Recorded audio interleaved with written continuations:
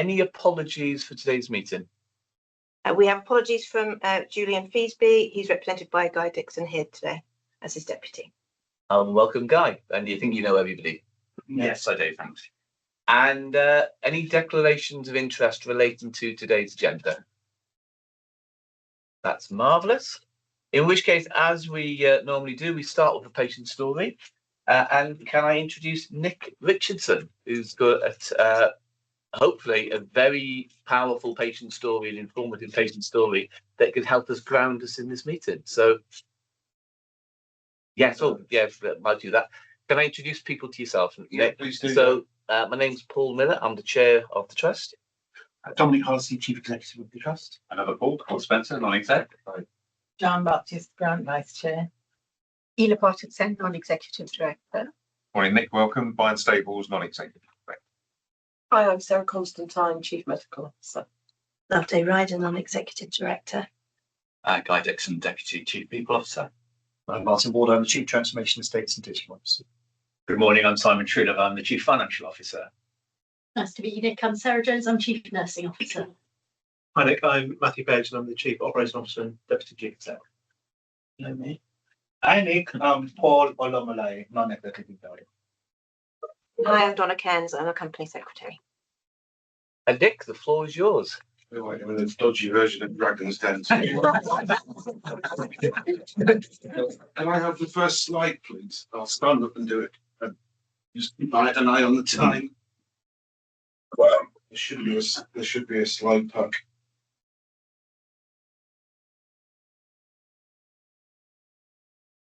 It should be coming any second, hopefully, on screen. Apologies, everyone. It's just uploading now. We won't be a second. This is when I say talk amongst yourselves.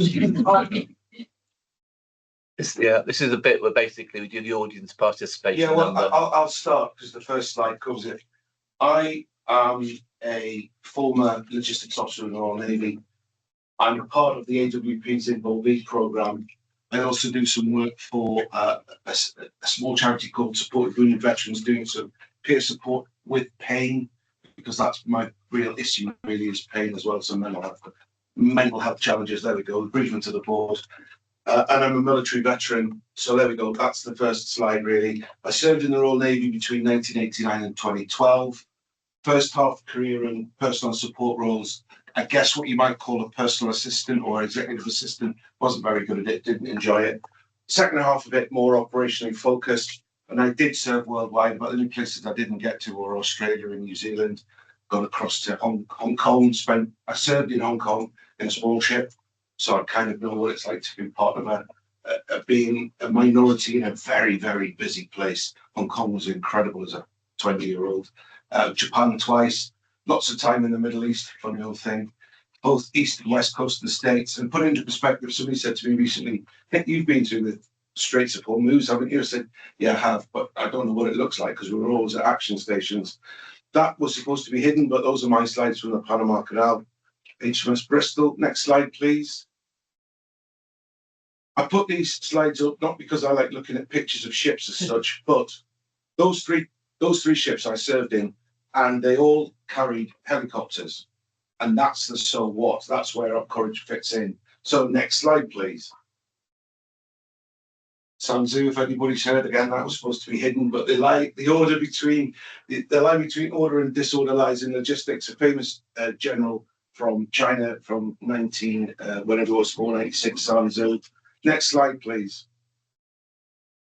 Up Courage fits in. I was driving back from Bristol Airport, having dropped my son off at about 2 in the morning, and I had a flashback.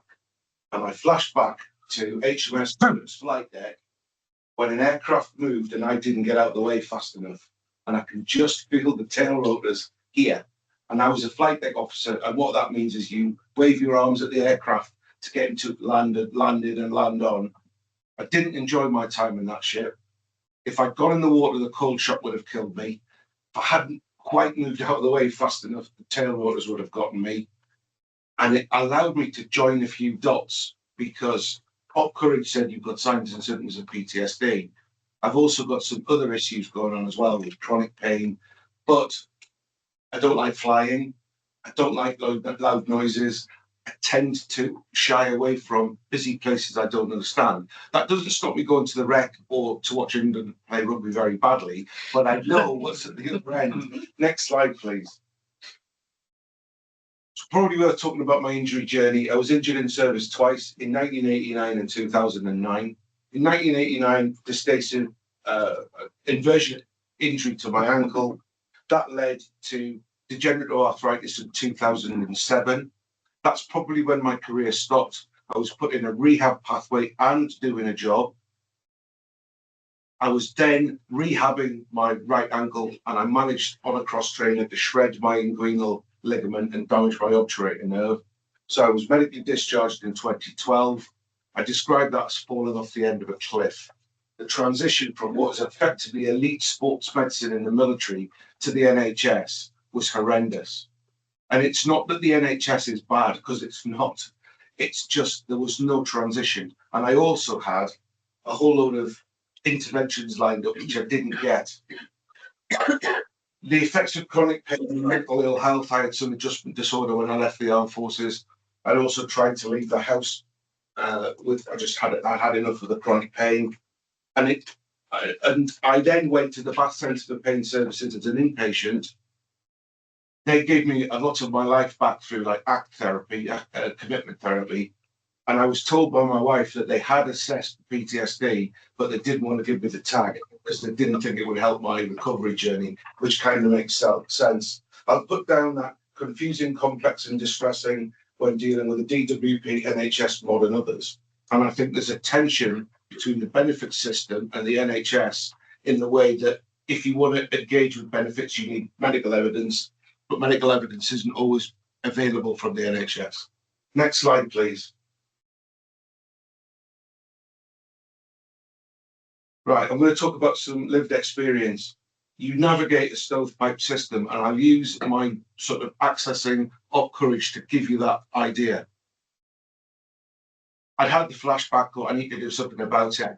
Go to the NHS, the health centre, and say, I need some mental health support. The CPN goes, right, okay, you're military, pushes me on to the veterans leading the practice. I know the veterans leading the practice. He helps me out because there's all sorts of weird and wonderful things going on. He then puts me onto talking therapies, and talking therapy said this: you should have been diagnosed by your army doctor with PTSD before you left the army. We can't help you. We understand you might be engaging with courage. We'll leave it there. Right, okay. What am I supposed to do with that? So you take a step back and you think, well, that's just the way the system is. So I engaged with courage, and it was better. But what I would say, I wear a lower limb orthesis because when I'm tired, I tremor. My GP has not sorted out my Bristol Centre for Enablement journey. They didn't know anything about it. I've done that myself through military charities and my own noodling around. And I think the best outcomes come from the people who can navigate the system. Next slide, please. You tell your story all the time. And trying to get that across to a healthcare professional who kind of doesn't get military, because I think we're a bit Marmite. You either like us or you don't. What is that? Can be difficult, because military, they look like me. We're not especially diverse. And that's a real issue in an NHS that needs to support everybody. But I will say I lived and worked in Hong Kong, as I've said before, and so I understand what it's like to be on the other end of the telescope. Next slide, please. Culture is really important. I do some work in a peer-led pain resilience group, and there's a physio who works in London, and he described the reason a gentleman had come to the service. He needed to be able to get up and down. He was South Asian from London, and I went, I know why. Because he needs to be able to pray. Really, really important to that gentleman in that setting.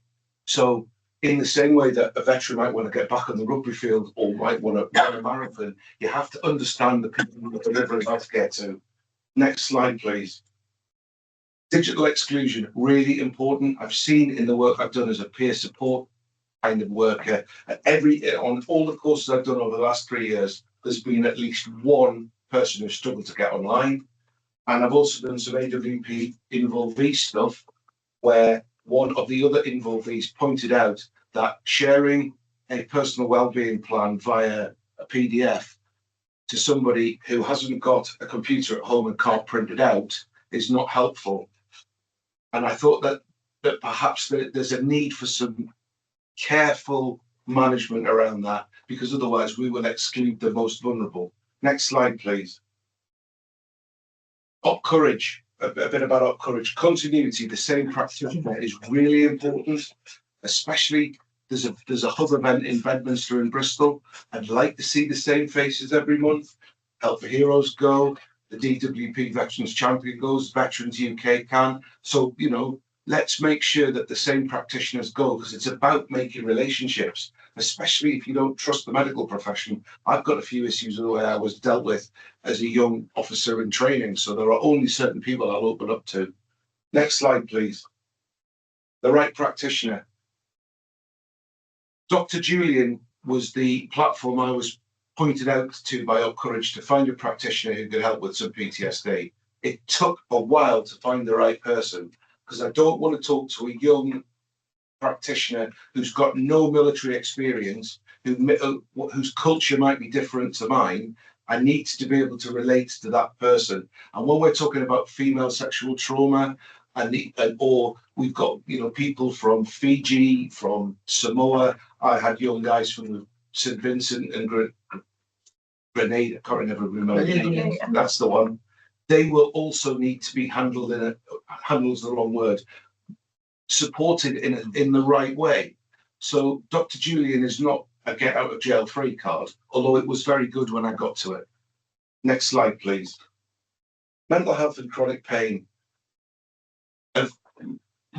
So I'm being told by the Up Courage practitioners that I talked to, was a proposal to deliver chronic pain support for those with mental health conditions with a peer. So two practitioners and a peer, and there's a proposal to put that in to support it. I think that's really important. About 50% of the people that I know that engage with Up Courage have chronic pain.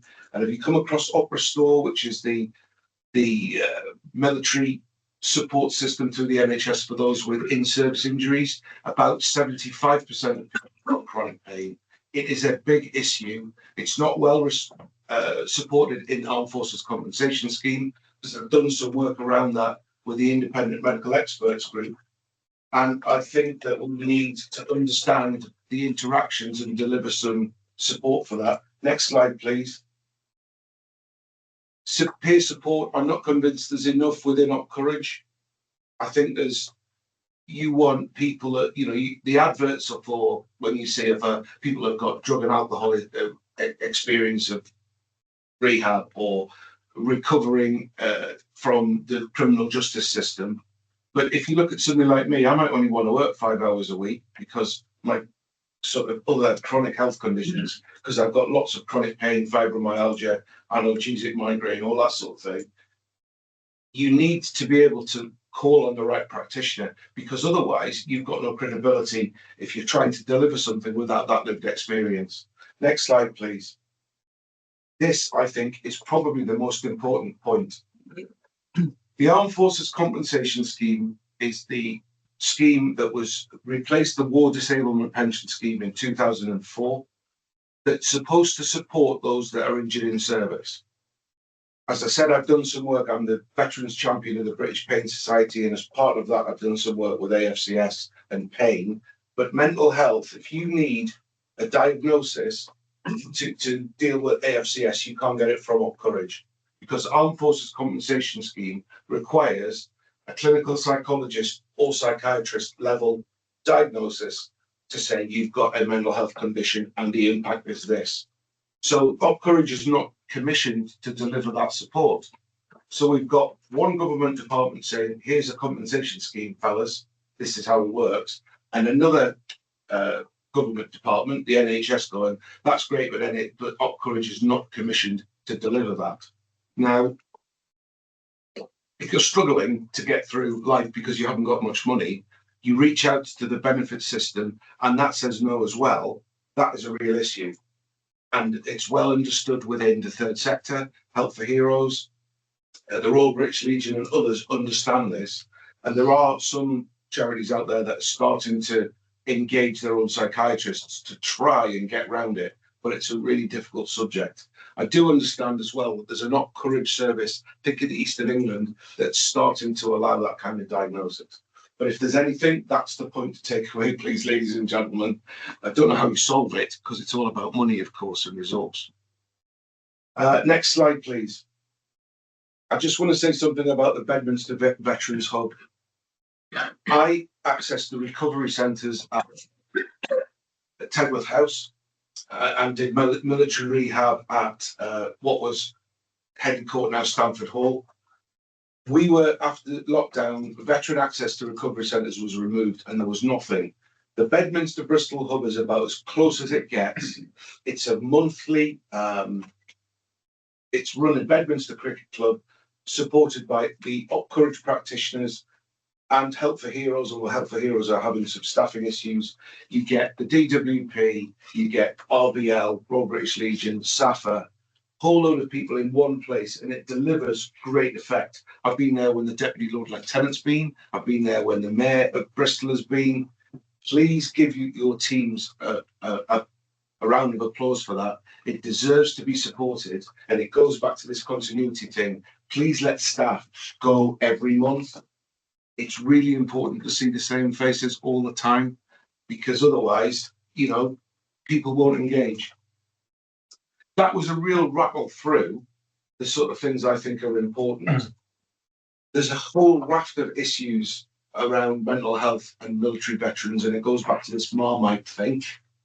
And we were not all up close and personal with the bad guys. I certainly wasn't.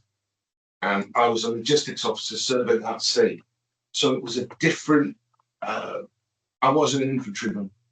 And we see all sorts across all ranges, even people from the RAF, you know, we see them as well. So I think veterans don't always do themselves a favour, because sometimes we are a bit in your face and can bang the table a bit, and that's not helpful. And when I speak to them, I say, you need to take charge of your own healthcare and try and ensure that the people that you speak to know what you want out of your healthcare journey, because you've got to take charge of it yourself. I could go on an awful lot longer about an awful lot more issues, but I appreciate we're a bit short on time. So I think the idea was to answer questions based on what I've just said, if that all makes sense. That's absolutely perfect, and thank you so much.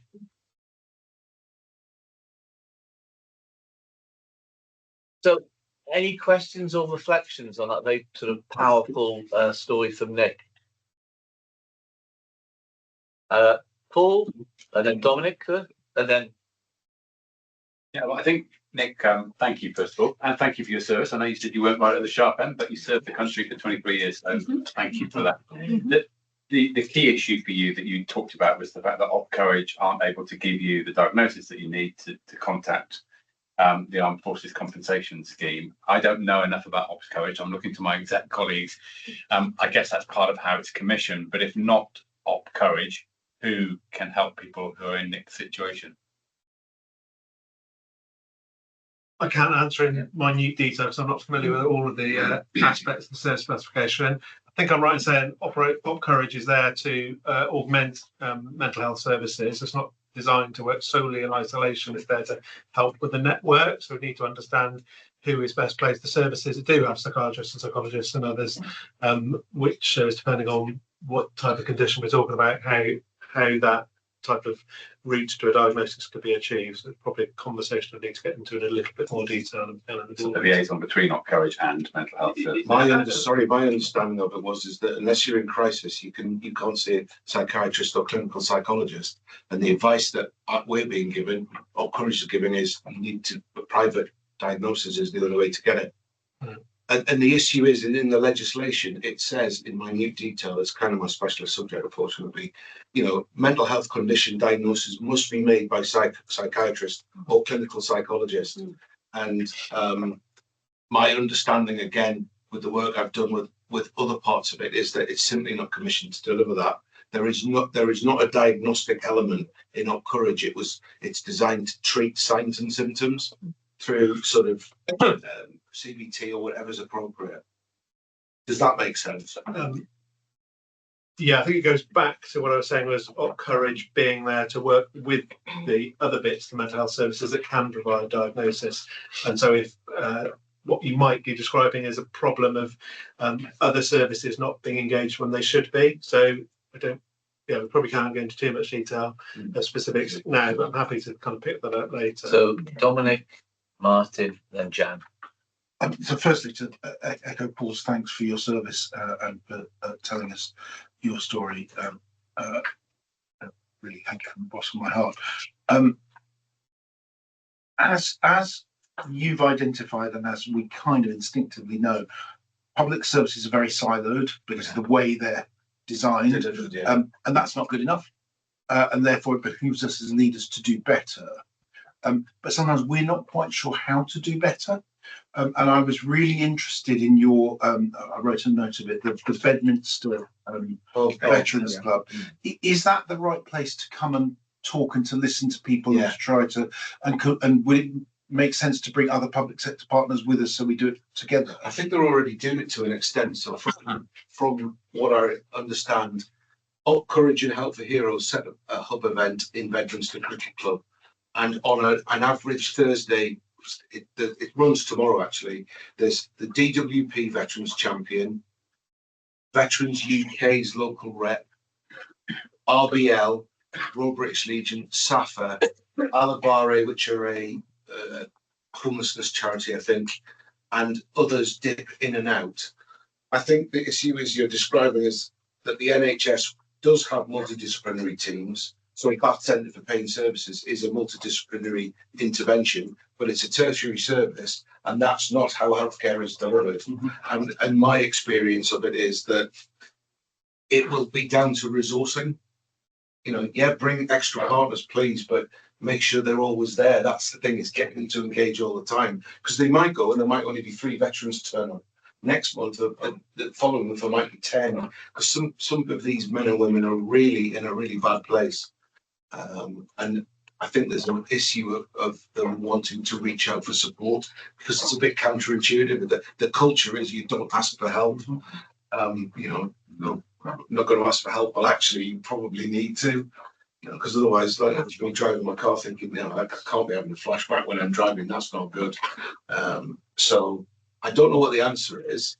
And certainly working with the third sector is really important. I'm an ambassador for Help for Heroes. I sit on their beneficiary advisory panel, which is a CEO advisory group, and they're doing all they can to complement what's being delivered in the NHS and other parts of the sector. So I think it's a joint effort. It's joint and combined operations is the way I describe the best approach. Martin.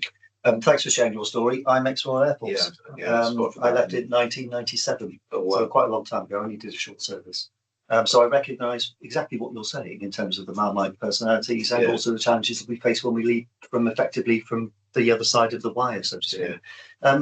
My question is, in terms of your experience that you've had, I suppose when, as a veteran, you leave the armed forces, there is this stigma attached to asking for help.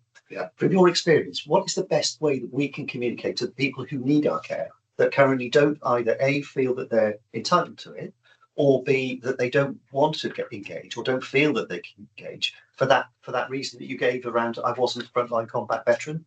So how do we appeal to those people that are out there that do need our care? And what advice would you give to us in terms of communicating that message? It's a really difficult question to answer, because I think you have to have a bit of credibility as a veteran, first of all. I think the only thing is probably through peer support, really, to say, I've got this issue, I am struggling, I can help. But let's put this into perspective. The Armed Forces family, so that's serving families, veterans, 4 million. 2 million veterans, about 60% of them are over 50. And my father's in his 80s, he did national service, he's a veteran, doesn't think of himself as one. But the wounded, injured and sick pathway that I'm used to dealing with, the best way to describe it is somebody who's got an attributable injury, given an award through, whatever pension scheme or whatever it is. There's about 200,000 people, maybe 250,000. So it's a very small section of society. So even identifying them is difficult. So I think it's just finding somebody, a friendly face to say, we can help you. There is no stigma attached. There is a hub event you can go to. There are other charities that can help, because you've got to find the person who's right for you. It's not just about the NHS. It's not just about Health for Heroes, supporting wounded veterans, Royal British Legion. A lot of it's about personal relationships. I mean, there are two people I've opened up to about how I feel about life. One was a clinical psychologist at the Min, and the other one is an Up Courage practitioner, because I've got this kind of ongoing issue with the way I was treated as a young man by the military medical services. So it's a really difficult one. And I think that we as veterans have got to be a bit more measured in the way we approach the problem, because you can't expect the system to do everything for you. You've got to do some of this work yourself. Does that make sense? Yes, it does. Thanks. Thanks. Jan and then Ela. Thank you. Thank you, Nick. I'm one of two around the table then, with a military background, and also worked with SAFA. Oh, okay. It's been really helpful to hear your story, and again, thank you for your service. Although that sounds blah, you know, but I'll say it's not meant to, because you do a fantastic job, or did, and still do a fantastic job. My question is, you've talked about the camaraderie between veterans and identifying people that you can talk to when you access services. Now, given the significantly small number, 400,000, the population of 65 million in Britain, 70 million, clearly we're not going to have people with a military background that will be working within those services prolifically. What else could we do to support and encourage people to access our services, given that the majority of our staff will not have that military background or the affiliation? I think part of it is understanding that we've got quite a non-PC sense of life. And so we will use language and in a way that might feel really inappropriate to other people, but for us is normal. And I think that it's about, again, finding staff members who can interact on that level. It's a bit like being a professional athlete. Or, I mean, my family mostly medical, and there's almost like a black sense of humour that goes with the job, because you have to be, especially if you're working with really challenging patients or in a really challenging situation where lives are at stake. I think Up Courage, Up Restore, Up and the Valour thing are doing as much as they can to engage. I think a lot of it is about how veterans frame themselves when they go and see the health professional. You know, it's a two-way street here. You know, I can't expect the NHS to go, yeah, come on, we'll do it all for you. That's not the way life works. You've got to take charge of your own destiny in some ways, but trying not to be too. The NHS has to embrace all of its patients. It must do, and many of us, it's about understanding the culture that people have come from, especially if they've served in the 1960s, 70s, 80s, where the sort of misogyny and all that sort of stuff was part of the culture. It wasn't right, but it was part of the culture. So it's being savvy to that and just being a safe space. And I think a lot of the Up Courage practitioners do it already. They get veteran sense of humour. They get their outlook on life. I think that really it's more what veterans can do to be more in the system, to be honest. You know, you can't just sit and go, my life's in ruins, I'm not doing anything about it. I mean, I'm very much one of the, you've got to engage and you've got to be on the front foot all the time. And try not to be too judgmental when a practitioner says, oh, well, perhaps you didn't mean that, did you? You know, it's switching the way you think, I think is the way I would describe it. I guess if you serve, you understand what I mean. Yeah, I do, yeah. Ela, and then we'll wrap up. Thank you, Nick. And I've just come back from America where everybody's saying thank you for your service, thank you for your service. But so don't mean it in that way, but thank you. And thank you for the work you continue to do to raise these issues for us. I chair the Quality and Safety Committee and work with my colleagues Sarah and Sarah to help us improve quality and safety in our trust. And for me, I was listening for key messages from you, which were around, are we on the right track in terms of some of the things that we look at and what we're doing? And I put some things down and I just want to check these out with you. Okay. So the first one is we are conscious of some of the things we need to do to improve transitions. And we particularly see transition from the perspective of children and young people coming into adult services. And your example of coming from the armed services support and love and holding you into the NHS must feel like a root shock. So it's making me think about that transition work is translatable. Okay. The second one that you raised was continuity, and this telling your story again and again, but also continuity of care. And I think you'll be really pleased to hear that some of the triangulation that we've been doing and looking at, we're going to say it to our board members later on. One of our quality priorities for next year is going to be about how we ensure this continuity. So we may come and ask you for some advice. And then the issue of diagnosis, I think, is something that colleagues will pick up, but it goes to the point that Dominic made, which was around silo working. One of our strategic aims is working in partnership. How do we do that better, not just at board level, but on the ground? So I suppose there's something that I'm looking out for there. Understanding culture, so true. And I love the way you framed it from the perspective of your culture, but also thinking about when you were serving in Hong Kong, this thing about this poor man with chronic pain wanting to get up and down. You know, how do we think about that when we deliver services? And finally, and I know Sarah knows that I'm passionate about this, is that growing peer support.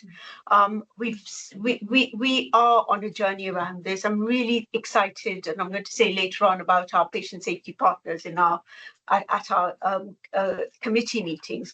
But the more we can do around peer support, I think you've identified all the benefits that come with The that. one thing I'd say about peer support is that quite often it doesn't pay very well. It feels like you can either work for 22 and a half hours in the NHS, and if you're on like an ESA benefit, or if you get a certain war pension, you go above the therapeutic earnings limit, and that stops people engaging. I'm actively trying to find 5 or 6 hours of paid work a week. So I've recently I went for a couple of nice roles, but it's really difficult to find organisations that are prepared to invest in you for that small amount of time. And I think there's an issue about being paid what you're worth. You know, many of the peers that I come across are really well educated, huge amounts of experience, or they're just experts by experience. So I think that needs to be borne in mind. Thank you. Did I miss anything out on this list? Is there anything else that you want? No, I don't think so. Thank you. Thank you. So Nick, can I just say Great. thank you? It's been a privilege. And also the purpose of patient or service user story is to ground us in the realities of life. And actually, this has grounded us, definitely. I can see from people's reactions. And what it's also made me realise and remember is it says National Health Service, which implies kind of a standard thing. But you've reminded me it's the People's Health Service. It's about individuals. Yeah.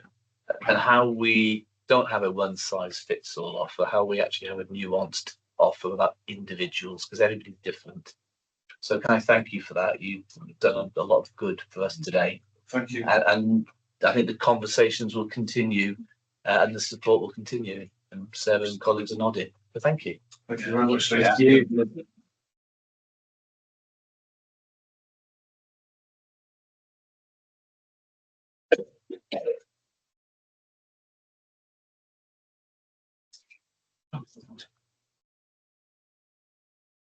The children's parties and other things as well. Thank you, ladies and gentlemen. Thank you. Thank you. Right, so Donna, do we have any written questions? No, sorry, Joe, no, we don't for this meeting. Okay, so if I could then move on then to the minutes of the previous Part 1 Trust Board meeting, that was the 14th of January 2026. Any matters of accuracy relating to these minutes? Joe, we've just made one small correction to the minutes that we originally circulated. If you bear with me, I can point out where it was. It is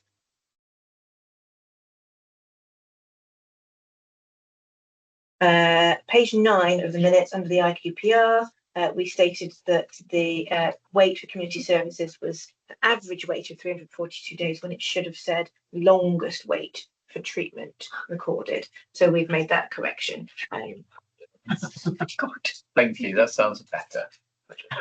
In which case, on to matters arising in the action log. There's only one action there, which it's looking like it's in the first has been closed off. Anything further to add, Sarah? No, just to say that we did have a full discussion about the pathway at committee, and that's been reported through the chair's report as well. So the board hopefully feels cited on that. And if anybody has any further questions, I'm happy to take them. Or Sarah? Thank you, Sarah. So this was a subject that came up at the Strategic Expert by Experience group when we were looking at board papers and looking at the action as it is an area of our services that was of particular interest. We have experts by experience, both carer and service users, who have experience of the pathways. So I have shared with the group the report that went to Quality and Safety and also then the minutes so that they can see the discussion. One of the pieces of feedback, and I think we did talk about this when we discussed the paper in the committee, was the support that is available at the very top end, if you like, of people with a very high level of distress and a very high level of need, and particularly people who may be accessing or needing to spend significant amounts of time in our acute hospital settings because of the nature of the harm that arises from their experience of complex emotional needs. I think we recognise that there were gaps in the pathway at that top end, if you like, and that high level of need, and I know that you're cognizant of those, Sarah. So I wanted to flag that here for the board as part of those conversations and bring that feedback from the experts by experience into this space. What I have fed back is that we are cognizant of that gap and looking at ways in which we can strengthen our services at that part of the service end, and doing that through some of our transformation thinking, some of our pathways approach as well. So I just wanted to bring that into the board. Is there any way that we can capture that as an action through the transformation programme so we don't forget it as opposed to a board action? But from the transformation, is that possible, Martin? Yes. Yeah.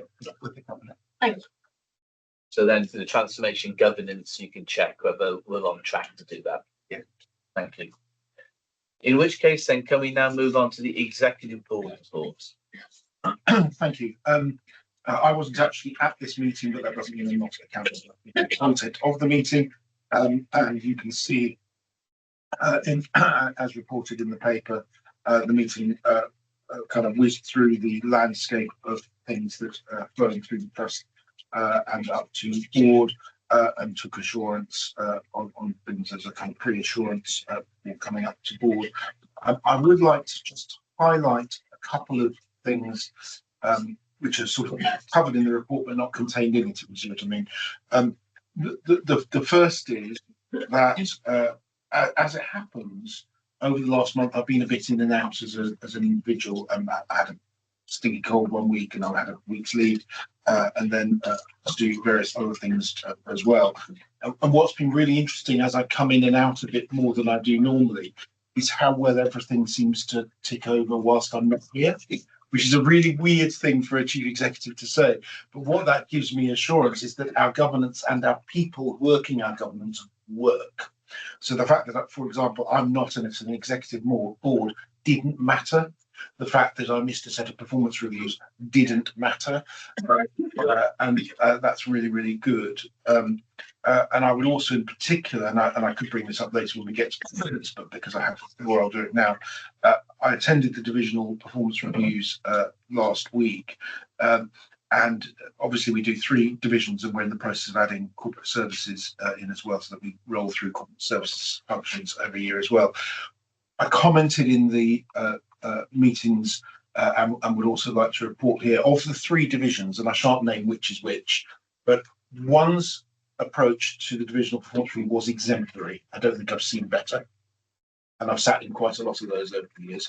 One was very, very strong and not far behind, and one was patchy, but understandably patchy because they didn't have the full suite of attendees because somebody was off sick, something else was on leave.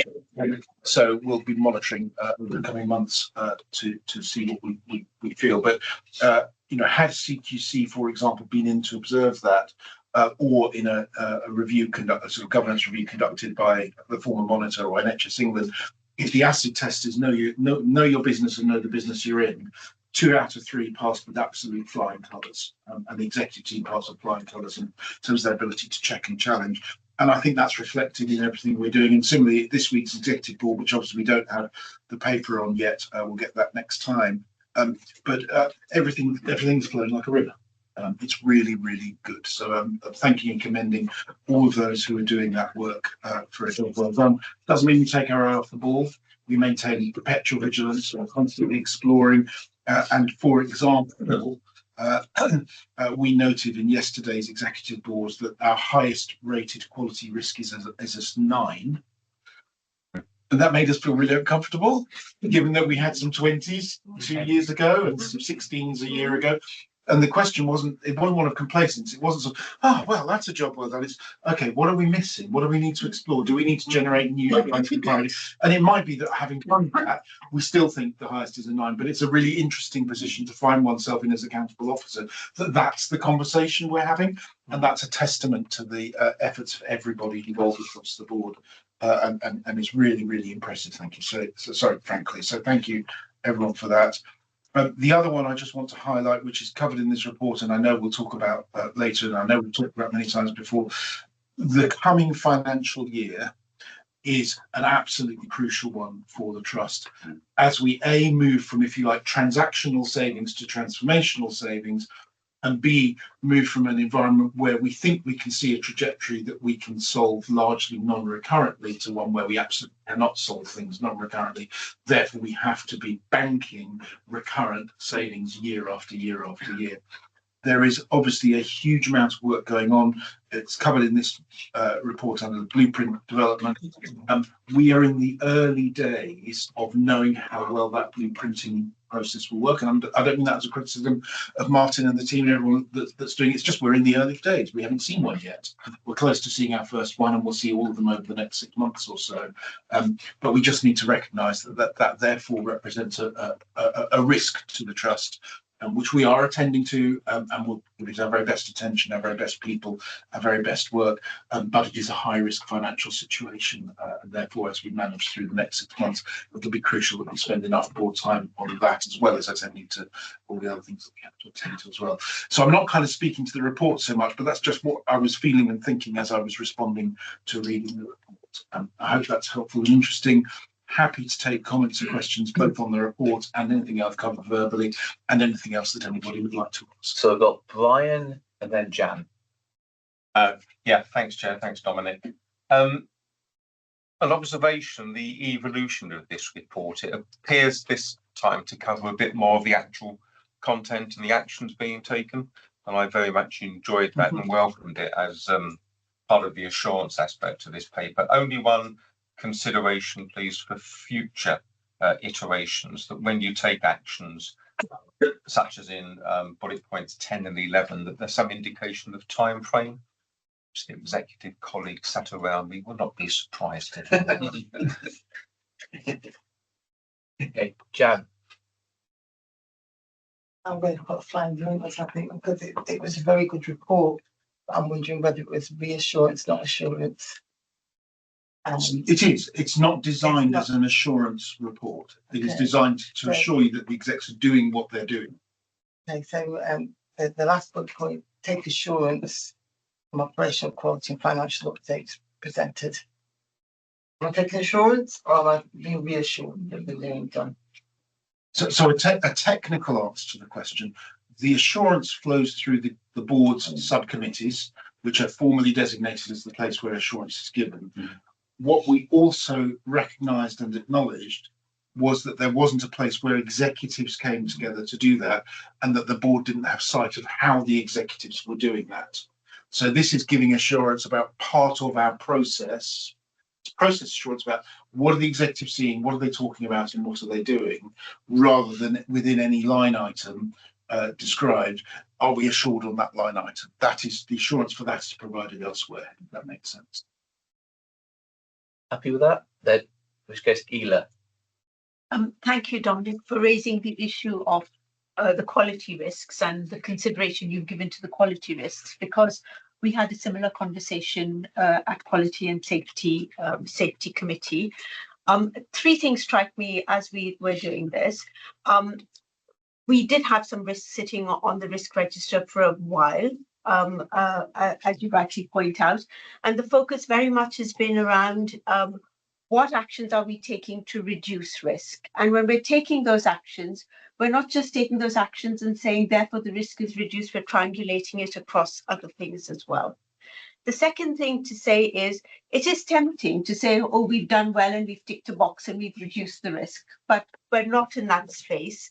And there is consideration given to emerging risk. And the question we're constantly asking ourselves in quality and safety, which is, where are the early warning signs? Where's the emerging risk? How are we doing the triangulation?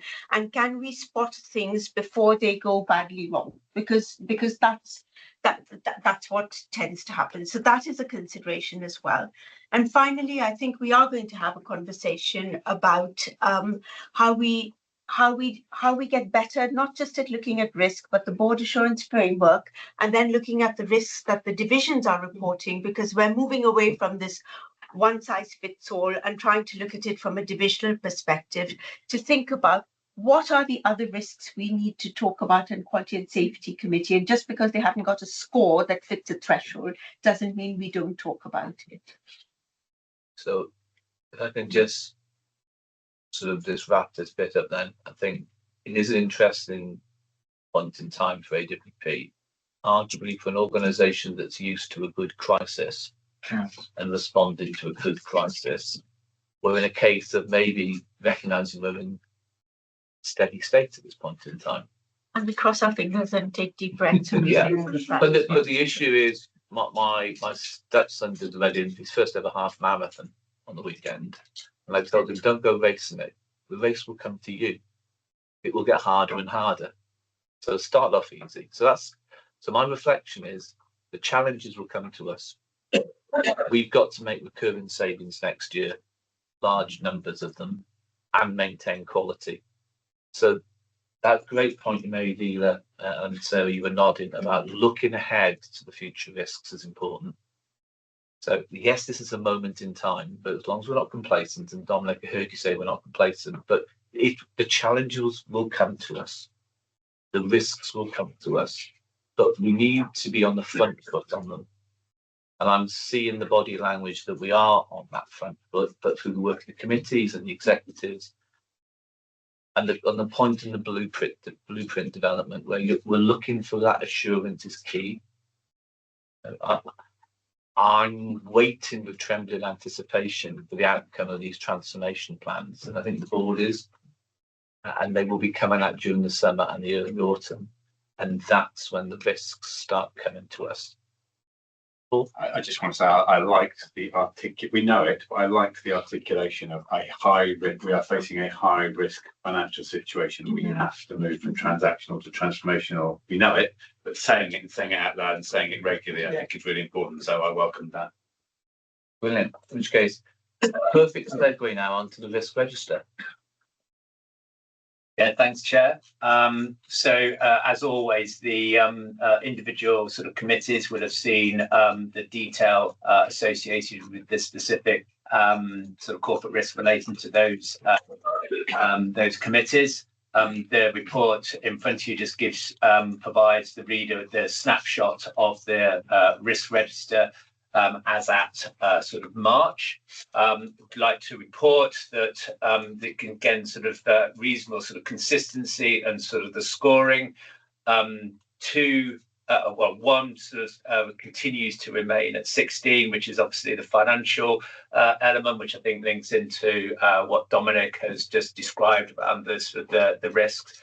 And we've articulated that will drop back down to hopefully 12 in the near future, when we've got a significant amount of the savings programme identified and it's starting to get into a delivery phase. And again, we will report that and update that into the sort of April Finance Committee and obviously into the board. The other element which is sort of gone up is around the immigration sort of legislation. So Julian and Guy have been working through that. Obviously, that is a sort of complicated area. Was discussed in sort of people, culture and leadership sort of committee last Monday. I lose track of time. Yeah. And obviously, that will be a sort of watch and brief. But again, that sort of element. So again, this reflects the position. We talked about it again, the updated position at the executive sort of board yesterday, and again reflected some of the conversations about sort of how much further and deeper do we want to go to make sure that the corporate risk register really does. I think we described it yesterday, the things which keep us awake as exec team, and I think that's when we come to the next exec board, or probably within the exec team, we're going to do some of that testing, to be honest, to just make sure, does this really pick up all of the elements that the execs as a whole feel that it's capturing the essence of the organisation. Happy to take questions. So Loveday, do you mind if I put you on the spot on this? Because you're new to the organisation. I know you've been through a lot of all the committees and chatting in quite short order. Does this risk register kind of resonate with your experience of the last couple of months? Well, that really is a putting on the spot question. Yeah, I think it does by and large. I mean, the conversation that Martin and I were having the other day was picking up the point that you made in the last item about the need to be horizon scanning through the transformation plans, because we think that there's going to be a lot that comes there, and just reflecting what will come up through the Digital Estates and Transformation Committee. So I think we're in a funny middle period where we've raised the high financial risk and now we've got that gap while we wait for the detail risks around the gap to come through. So to me, it feels about where we are, but it's a moment in time. Any other comments or questions? I think the other thing which we were trying to do that, and where the organisation's been tripped up before, when we've had CQC in and well-led reviews, is that as Ida was saying, with her fingers crossed, something's happened, and then the organisation doesn't have any sight of it at all. Now, there's always you can never mitigate everything, can you? But the essence of a corporate risk register should be able to pick up the themes, because it's the thematic aspect, not the specific aspect. And I think that's what the corporate risk register needs to be capturing, and we need to feel comfortable with that. And I think again, that's the test that as execs, we just want to go back over that and make sure, are we picking up the true theme? So if there was an incident, or something did happen, at least we could say, well, actually, yeah, we did know about that, and we were trying to do something to be able to mitigate that risk. It's never, so I think one of the things which was about the level of risk that we hold in the community, and therefore, because both, clinically, from the clinical exec perspective, that is something that keeps them awake. Therefore, is that something that we've got clearly articulated within our corporate risk register? There's elements in there around bed pressures and our estate and things like that. But there is real nuances which I think we've got. There's possibly something that we would want to add to. So any further comments or questions on the risk register? Brilliant. In which case, then we go on to our quality and safety committee chair's report. You've got 3 reports from me. One for the meeting held in January, and then on the 4th of February and the 4th of March. I think we've covered quite a lot of the conversation, because I was going to lead with this conversation on risk, because as we've been looking across 3 reports, it's good to be able to look at themes, triangulate, and think about risk. I do want to just draw the board's attention to a few things, and I'm happy to take questions. One is, I think, draw the board's attention to the CQC investigation into the young person's death on Riverside. So it's in the report. There is no further action at this point from the committee, but I just want to draw your attention to that. And I also want to draw your attention to I've lost my train of thought. There is also, in line with that, an independent review that was asked for by the parents of the young person who took their life on Riverside, and that report is concluded now, and I think Sarah is going to report back to the next committee in terms of findings. And the thing to remember about that report is it's not just AWP based; it is about pathways and systems, and how care evolved for that particular a young person. In terms of other things just to highlight, I'd like to focus primarily on the meeting on the 4th of March, and talk about something that was really very, very assuring for us, which was the evidence of improvement panel report, which came to talk to us about how we are assuring ourselves around learning. And I think, Loveday, you raised the question a while ago, which was around, we're doing all of these things. How do we learn? How do we transfer learning? How do we make sure learning sticks and we can maintain sustainability? We had a very good report that provided us with very good assurance, and therefore you will see the risk rating has reduced based on the evidence provided. But we suggested that report actually come to board, because I think it will help all of our understanding in terms of how learning happens across the organization. And 2 final things to say. The first is that we have agreed our quality priorities. As we've said before, we've reduced the number of quality priorities we're going to focus on, 3 of them. One is about improving communication for service users and continuity. The other is about discharge and the experience of discharge and what that means for service users. And then reducing repeated self-harm. So 3 quality priorities. You will see that come to you formally through when we bring our quality account here, but wanted to say that these are grounded in feedback from our service users, feedback from carers, and triangulation across the information that we've been receiving in the Quality and Safety Committee. And finally, to say, as I indicated earlier, we had our first full meeting with our patient safety partners, our last meeting. We are a work in progress. It is exciting, but just as the patient story grounded all of us this morning in the board meetings, our patient safety partners certainly ground us in our discussions and help us think about what does it mean to receive care at the front line. Happy to take questions. Any questions? Paul? And then Jan. And it came out of People, Culture, Leadership Committee last week. Donna took it away, actually. There was a suggestion, and only a suggestion, that the focus on violence and aggression within quality and safety had changed.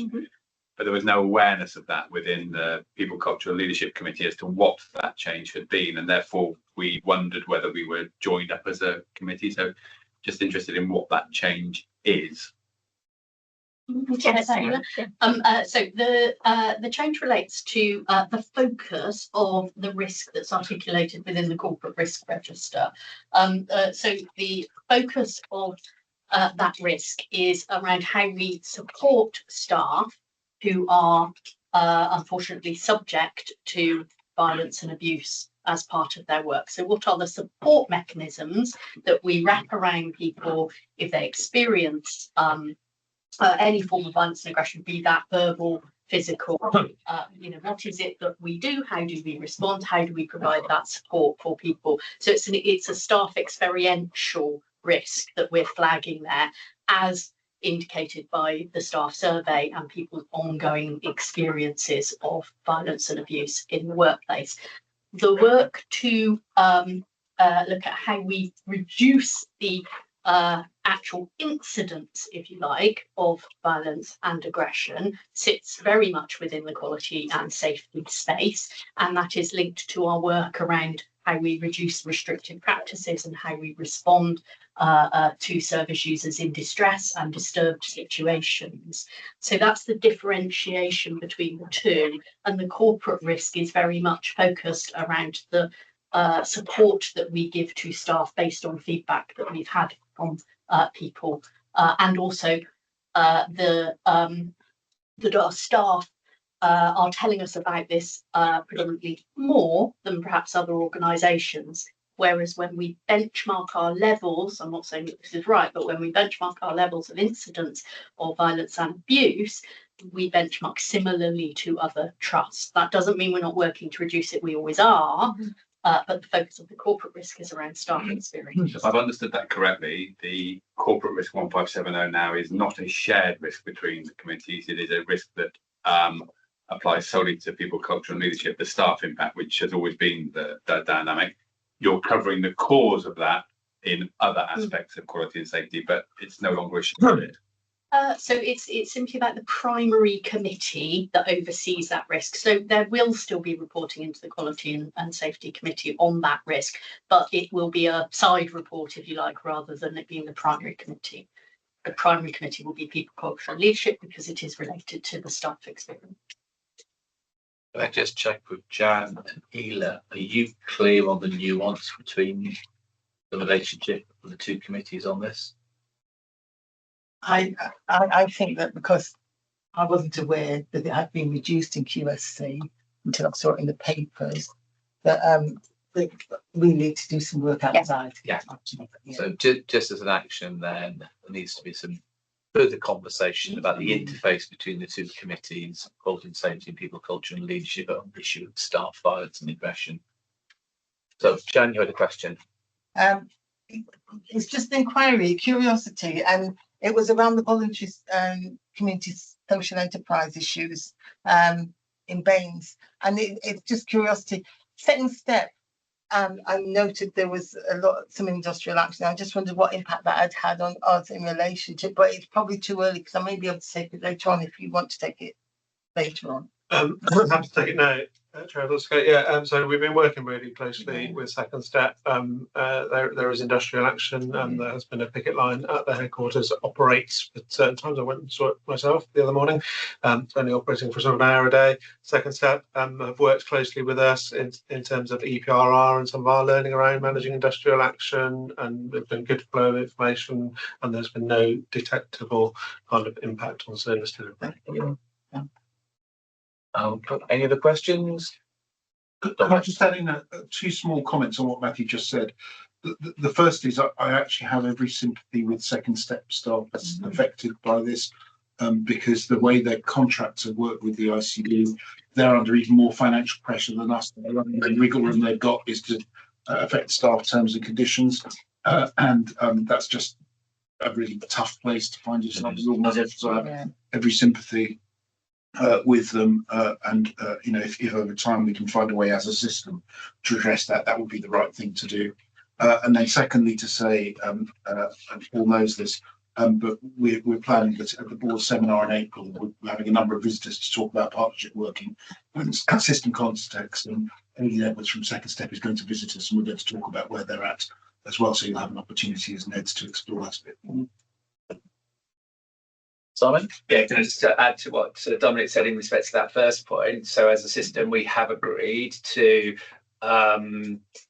gross up the uplift for the voluntary sector services within sort of BNSSG. So most of those services are pretty much subject to the living wage. So that's what they sort of pay in, which is a 4.03% increase for this year.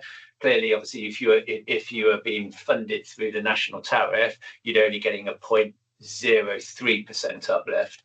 So as a system, we have agreed, and the ICB was able to find some money, and they did this last year as well, to be able to increase that up to 2.03%. Clearly, they've still got to deliver 2% efficiency, but obviously that's applied to all but that has really helped, because they would have faced losing about, I think it's about 40 whole time equivalent, just the second step, if they would have to go through that sort of position, as well as the challenges around the industrial action. So we have, as a system, been able to, and that includes our subcontracts with Second Step and the other voluntary sector organisations. Thank you for the update. So moving on now to Mental Health Legislation Committee Chair's report. Oh, this is my last year's report.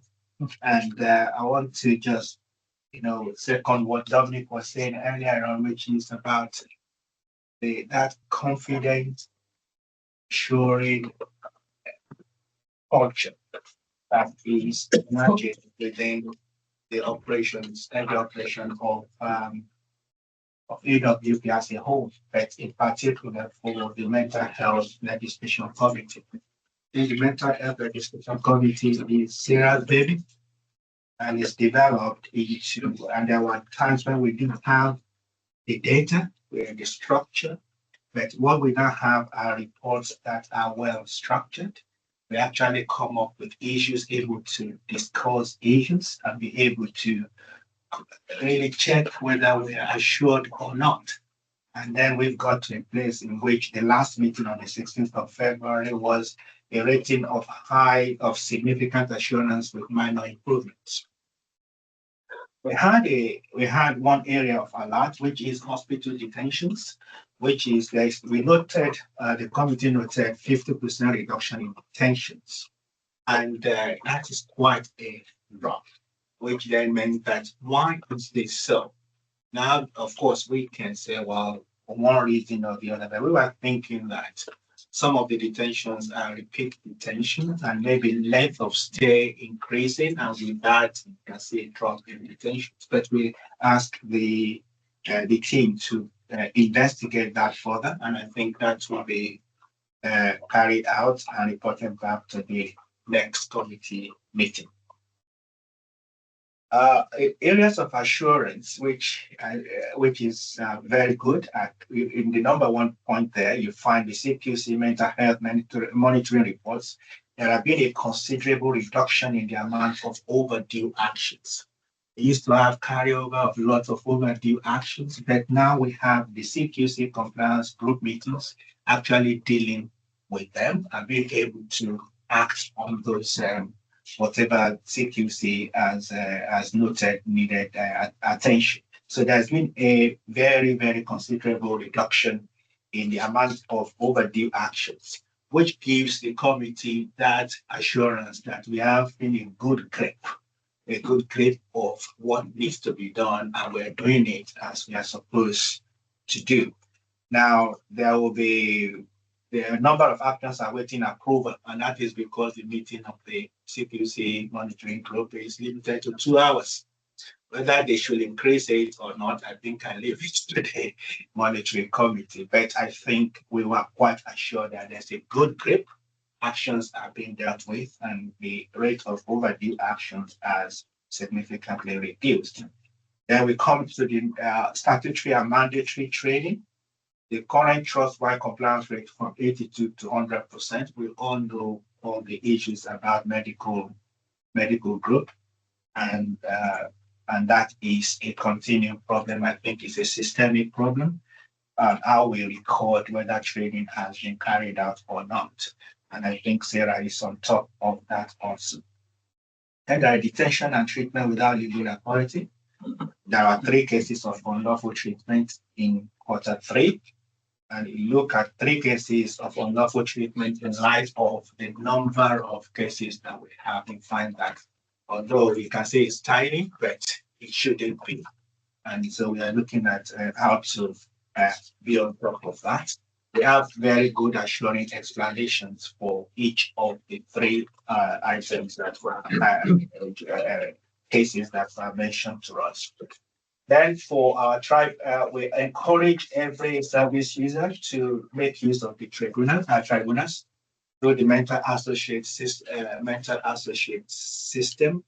So we look at the internal panels, we look at them, and 10% were not, 10% of that were granted by the tribunals, which means that the cases was made. But 10% looks small, but the main thing is not the quantum, but that culture in which people can actually say, is the right for the service user to use the tribunal system.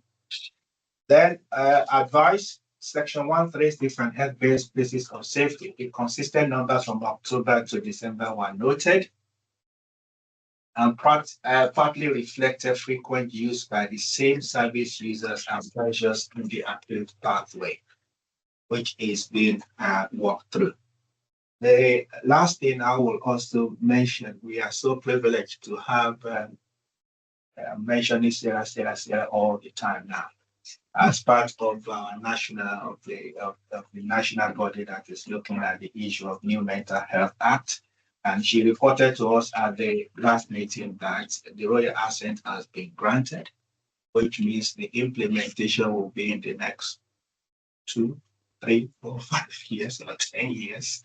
But I think we have ear to the ground there in Sarah to be able to know what to do. And I think it's something for the executive to look at and how we actually look at what is different in the new Mental Health Act and how we implement it properly within the AWP.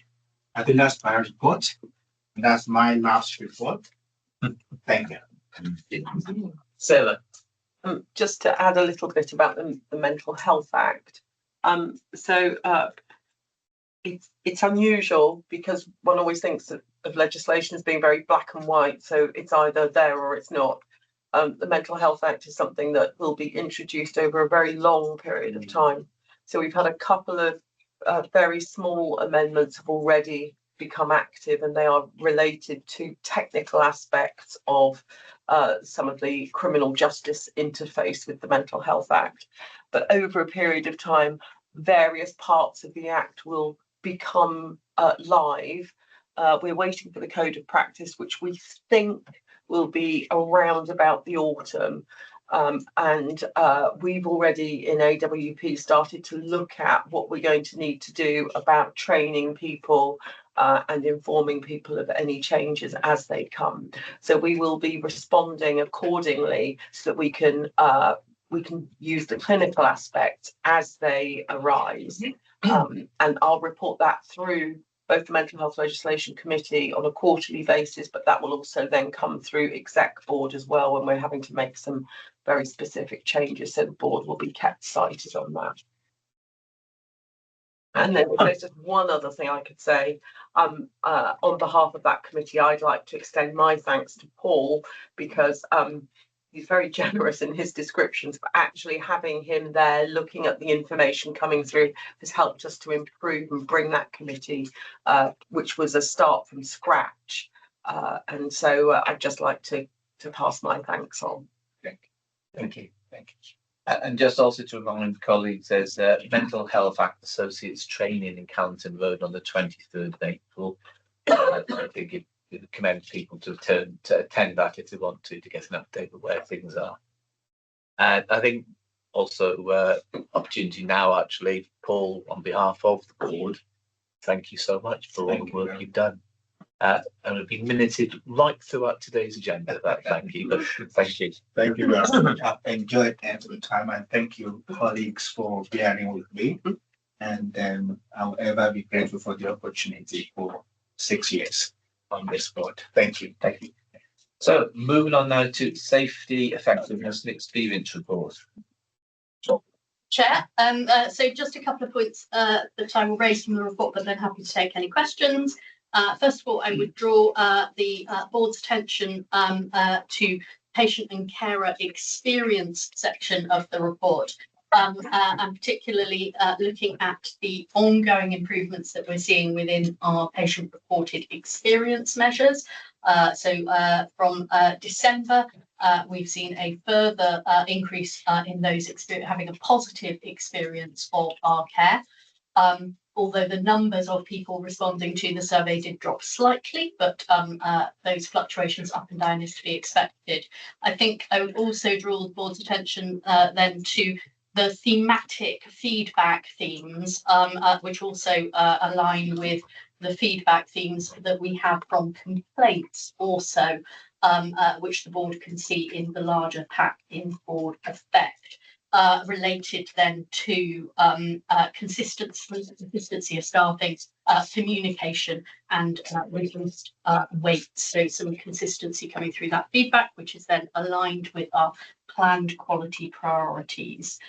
I've also wanted to flag to the board further through the experience section of the report that we've been monitoring over time some additional questions that we've created as an organisation to look at some particular areas of people's experience related to co-production, having a voice, carer involvement and personal safety.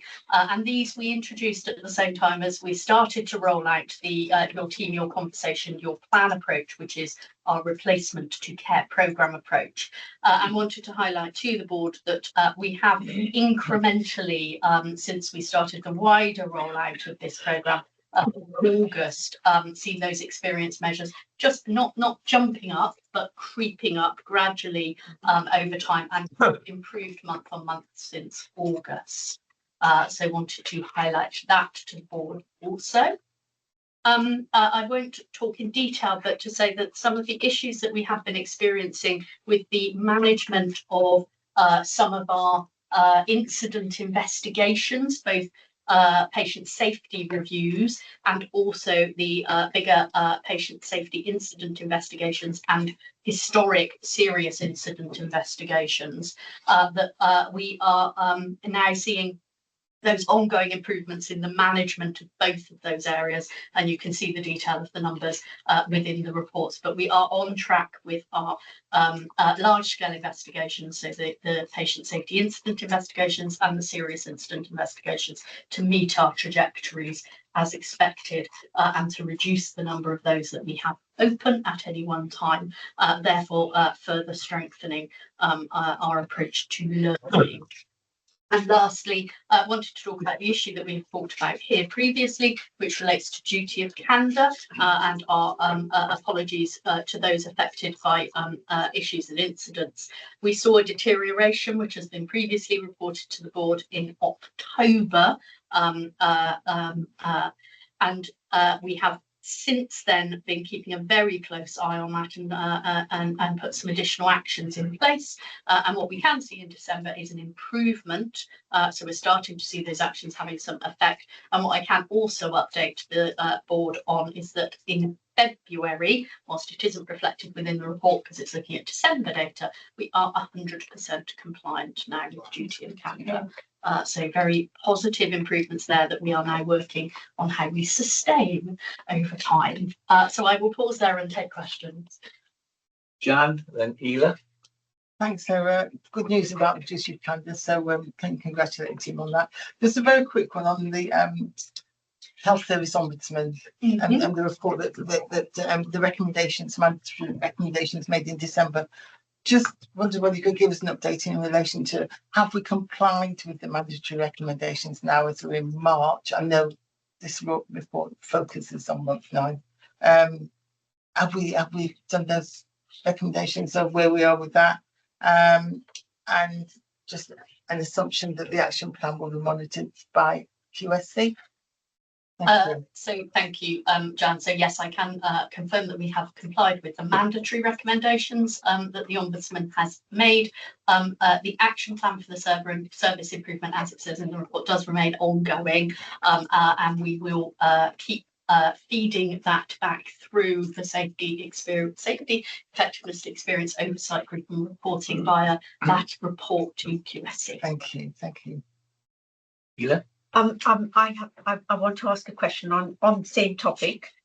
Sarah, what struck me was that actually before somebody goes to the public health sector ombudsman, the organisation relooks at the complaint and relooks at the findings, and clearly we in the organisation didn't find these findings. And so I just wonder whether there is something you can talk about, that assurance piece in terms of our systems now, which would allow us to be really rigorous in our review of complaints, and then so that we don't have situations where the Ombudsman is telling us some things that we should have already known. So first and foremost, what I would say is that these were issues that were identified in our complaint responses. So we did feed back to the complainant that we did not find that the wait was acceptable, and that we did not find that the follow-up during that period of waiting was acceptable. So those were findings that we had identified ourselves. But sometimes the Ombudsman takes a second look at something and identifies some, sometimes some additional or nuanced learning, or sometimes because they feel that our response, so potentially in terms of financial recognition of that, is required that we perhaps haven't done previously. So that would be the first thing I would say, is that those waiting issues were absolutely highlighted within our within our own complaint response in relation to this. So some of these issues have been being worked on over time, and what you will see through CAMS reporting through the safety experience and safety effectiveness experience group as you go forward, is that the oversight of these waiting lists within the service is much greater than it was previously. So there is now that understanding of not just the metric of CAMS waiting for help, but also once somebody has had help, are they waiting for a specific intervention? How long are they waiting for? And are there things that we need to do to adjust the pathways through the service to ensure that somebody can access the right intervention more quickly? And that links with the issue that you raised, Ela, related to the whole care pathway review for the young person who sadly and tragically died following the incident at the Riverside unit, where again, that report has highlighted those issues, and what we've been able to feed back to the author of that report is the work that we have already been doing. The intention is to bring a report based on that through the committee in April. Thank you. Any further questions? So the only question I've got in looking at this, and it's on page 56, and it's the very helpful graph on patient safety. And it is just the theme on the catastrophic incidents, now over 100. And we say that's kind of down to different definitions. And are we 100% sure that's down to different definitions and just being curious here and just testing? So, Sarah? Yeah, you'll see that the number changes in October, and that is when we brought in our new mortality reporting. So we are now actively seeking information about patients who have died. And these are patients that would not normally or would previously not have been under our mortality reporting. So, for example, patients who are in dementia services where we're not actively following up.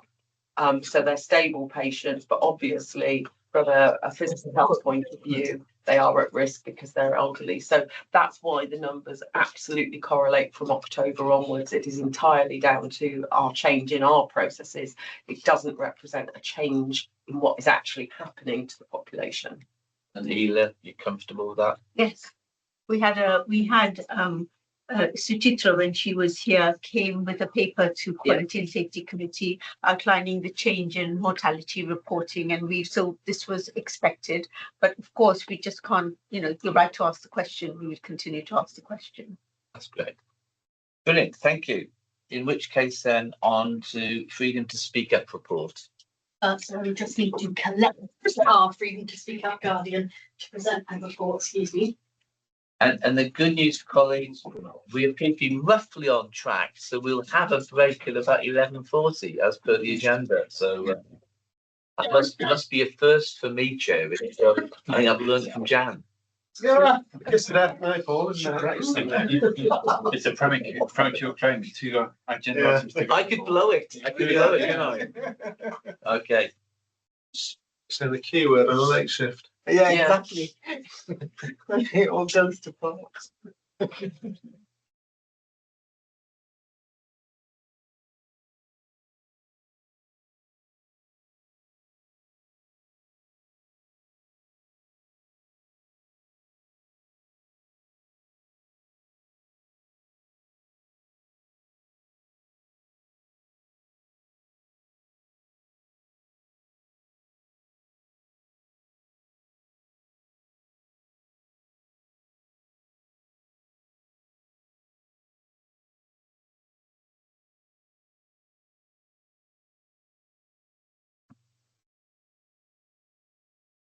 Morning.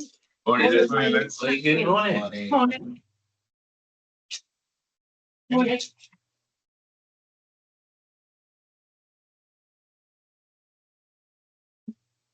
Morning. Welcome, Elizabeth. Oh, yeah. Well, I've said good morning a lot, haven't I? There's a lot of a change in. Oh, lovely, thanks.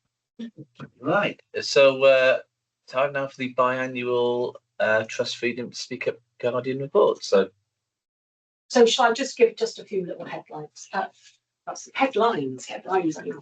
Yeah, so it is the 6 monthly, but it's just, I know it will be obvious, but it's only 5 months due to reporting structures.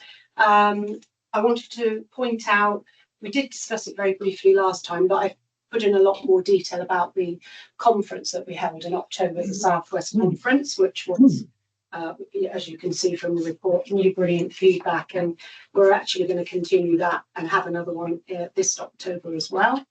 To mention that anonymised cases have fallen by 5 in relation to the previous 6 months. And this was a big indicator of concern with CQC, Care Quality Commission, when they visited, so that's significantly reduced. And our rates of quality and safety have also reduced this 5 months from the previous 6 months by 11. And staff survey results, we've pointed out some of the improvement in staff having confidence in speaking up.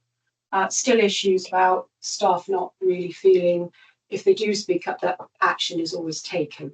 But the big improvement is actually people feeling more confident to speak up. I think that's all really. That's okay. The questions. Love Dave and then Jan. Mine isn't a question, it's a comment really. Having come from an organisation and looking at you having taken this and the journey you've been through, from seeing loads of grievances come out and moaning to begin with, and then it turning round and beginning to see a more positive trend. I just want to commend the bravery of the organisation in doing it. I don't think I would have wanted to do it, but I love the way that you've managed to get through the pain and come to a place that is really positive. So I was just really impressed as a new person in. Thank you very much. Thank you. But as I say, the support of the organisation has been key, as you say, and the support that I've had individually in doing the role has been super. So I've got to, but thank you for that lovely feedback. Jan. Thank you, Liz. Brilliant report as usual. Thank you. Just I've got 2 questions, but first paragraph 29 talks about it's about scenes coming back, and it talks about bullying and harassment. Then there's a sentence, so I'm just curious what it means. It says that there have been cases involving staff who are neurodiverse, and there appears to be a cautious approach in some cases to managing reasonable adjustments. What did you find with cautious? Well, I think, yeah, we have had, I think I needed probably in that case to put a little bit more detail about what I was meaning. Quite right what you said. We have cases where we do have people that come forward that are neurodiverse. And in some cases, there are situations where staff in managing the situation are very anxious, shall I say, and perhaps in some cases people don't understand the disability, and they might be overcautious in how they're managing it, to the detriment in some cases of staff. So, and it's about understanding of it, and what, you know, if somebody's neurodiverse, they may have a particular behaviour, but they are a normal behaviour that they might be ignoring because they don't understand the disability to the degree. Yeah. So I think more support is needed, which is what I should have put in there, about for staff in those situations. And it works both ways. And sometimes people that are neurodiverse, they may say or do things that lands differently to somebody, and they're not interpreting that the correct way either. And that can be detrimental as well on both sides, I have found. Yeah, thank you. That's really helpful. And it was just the it's page 71 of the pack. It's in the table. The development areas to address in the next 12 months. I think we might have a typo just in number 2. It just talks about the Great Place to Work initiative to include elements of improvement. Target date August 25. But I just think it's 26, isn't it? Well, so yeah, I hadn't spotted that. Thank you. Yeah, that's all. But thank you for. I do read it 100 times over. I know, You always get we're something. blind. But thank you very much. That's all right. Yeah, it's great to see such progress. On Thank this. you. What would you say your personal priorities are for the next 6 months? What are you hoping to achieve?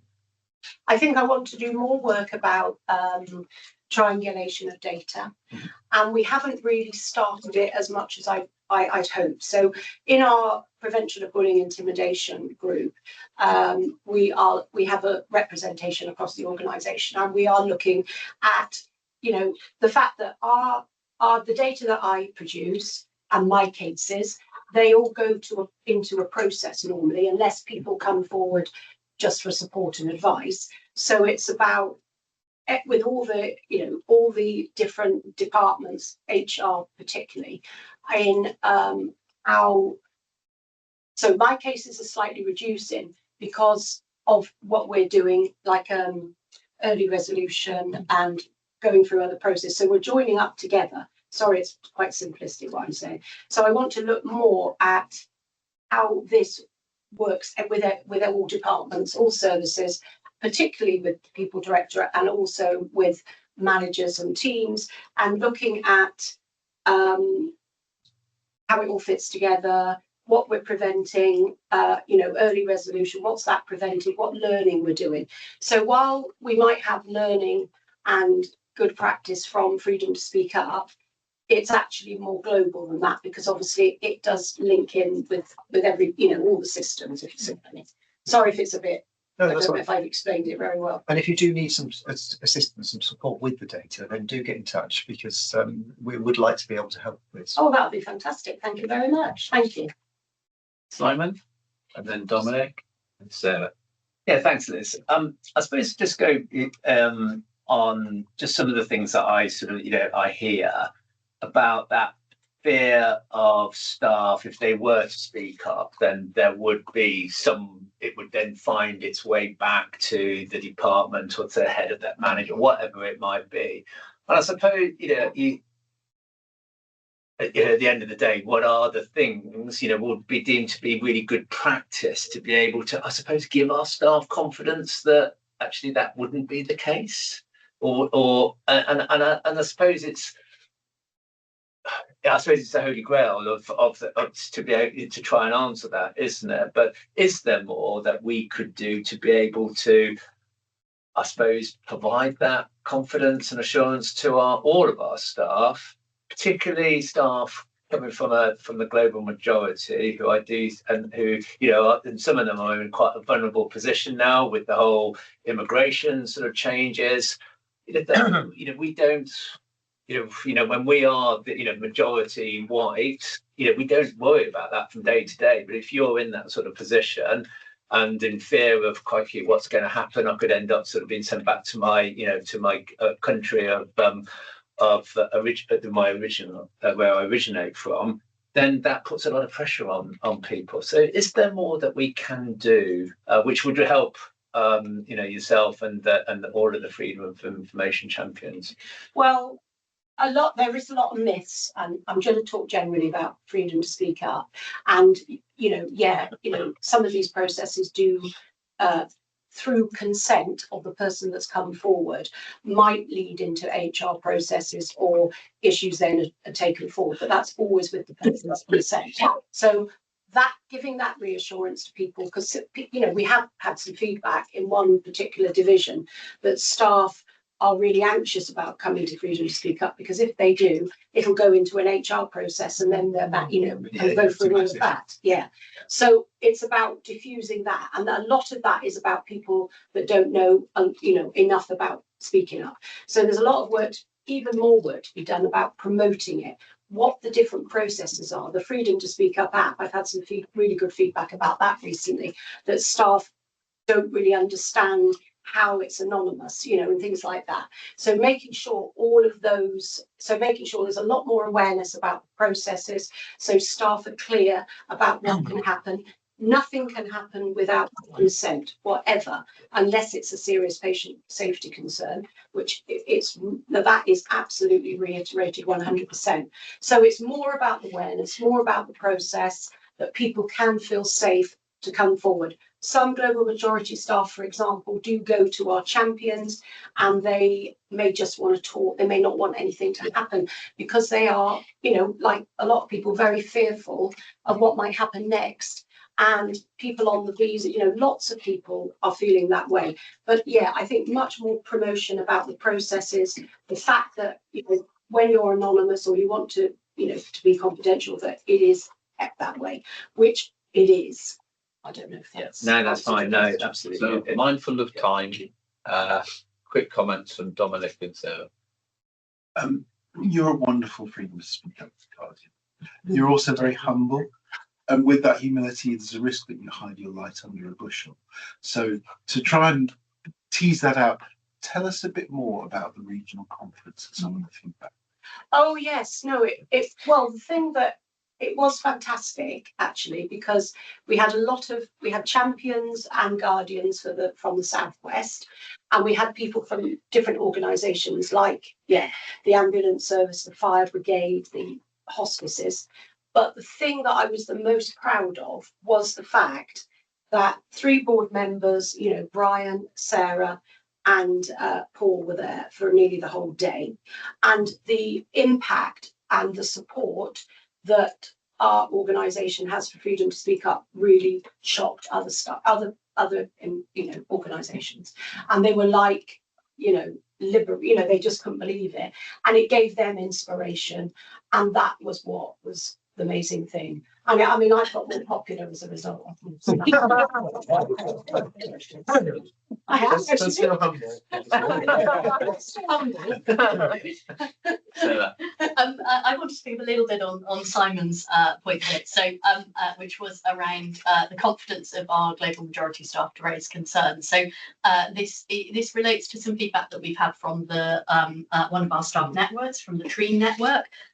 So, Liz, myself, and Julian are engaging with the TREAM network to hear more about that and to work with them more on, to link it to Martin's question, some of how we can do a particular focus on that. What we do know is that some of our managers, again, similarly to dealing with concerns related to neurodiversity, do lack confidence in dealing with concerns related to racism. So we need to take more action in relation to that.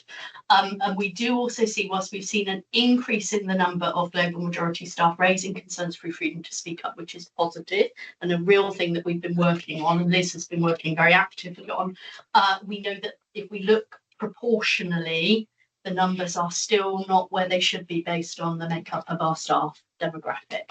So we know that there is more work that we need to do in that area. So I wanted to flag that to the board as well. So once again, thank you, Liz, for everything you do.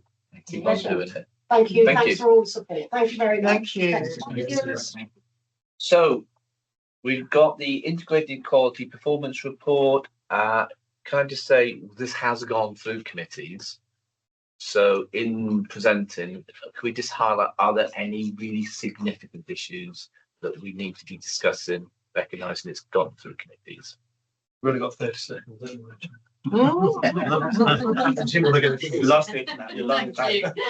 Thank you. I'll start and then hand over to Matthew. So from a quality perspective, I'm not actually going to pick anything particularly it'll be odd from the quality section of the report beyond just wanted to flag breaches of mixed sex accommodation, as we had such a long period with none. So we have in the last couple of months 3. And we picked up on some issues of reporting, but we are confident that it is 3 that we have had and that all of those have been appropriately managed and monitored. I wanted to pick up though more of a particular point around patient flow and the reduction in out of area admissions. And I think there is some information in the IQPR which talks to some of the work that we have been doing to apply additional extra scrutiny to the quality metrics and to understanding any potential impacts on quality that might arise from our focus on that reducing out of trust admissions. It is an area that we as a board should be very alert to, is how I would describe it, I suppose. So we had seen a slight increase in emergency readmissions in the BNSSG system, and we know that predominantly that is where our out of trust admissions arise from. So we've done some further analysis of that, and we will continue to evolve that over time so that we can really understand, is that as a result of reducing out of trust admissions, or are there other things that we need to be thinking about within that space? So we've started, as I say, some additional looking at. We're not just looking at emergency readmissions now, which are those that occur within 7 days. We're looking at those that occur within a month of discharge, 6 months of discharge, and a year of discharge. And that has given us an awful lot, actually, just some basic analysis of that to start thinking about. And what we found so far is it is not necessarily the emergency readmissions, when you look at them in detail, often arise from things like somebody being admitted to the acute hospital appropriately from one of our wards. They are therefore discharged because they can't be in 2 beds at the same time, and then they are readmitted when that period of care is finished. So there are cases of that within those numbers of readmissions that are appropriate and we shouldn't be concerned about. And then there are others, but we are analysing each individual case of readmission within 7 days to check whether or not there is learning and issues related to our focus on out of trust. What we are finding, though, it's predominantly wider system determinants that are causing some of the issues. So we recognised housing in the past, but what we're now saying is it's not just housing, it's actually support that we give to people when they're in housing. And this relates to some of our service users who have, you know, the presence of kind of chronic relapsing presentations and how we better support those people. So I wanted to flag that to the board, one, to say we have a very close eye on that at the moment to offer that assurance, and to also say that, you know, we are recognising that there has been that increase and we are analysing that and strengthening those processes. So that was the main thing that I wanted to flag from the report. I think what you will also see is that there are some points through the IQPR report which pick up on similar themes. So there are some issues where we've looked at a particular incident in the BSW system, for instance, where there was a slight delay to, a delay to an admission that we have been analysing because there was some harm caused to that individual. So we're taking the lessons that we've learned from that back into the work that we're doing on out of area admissions as well. So hence I'm wanting to pick that up here, and of course the work that we're doing on discharge and experience of discharge as well. And on that I will hand over to Matthew. Thank you. Just briefly, I was just going to flag some key headlines that we can correlate with risk register and other areas of board interest. So Sarah's talks there about the quality implications of area and associated flow in and out of hospitals for patients.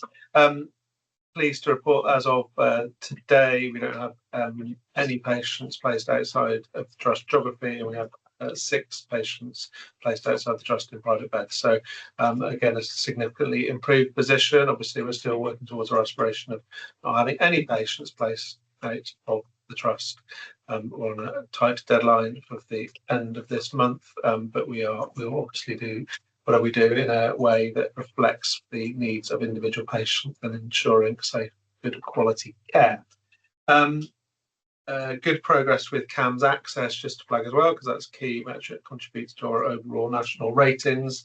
I'm also very pleased to be able to report that following the progress with talking therapies performance that I've discussed here and in the performance and quality and safety committee meetings over the last year, that the Integrated Care Board have come to us to let us know that the contract performance notice that has been in place has now been lifted. So that's a really positive step forward, one which has been warmly received by people working in the team and on the wider project around performance improvement. So we should, and we have written as a board to commend those involved, but this marks a significant punctuation point in that story. We're not complacent. We know we are only just around the completed causes of treatment target that we need to achieve, so we're continuing to do all of the work that I previously described.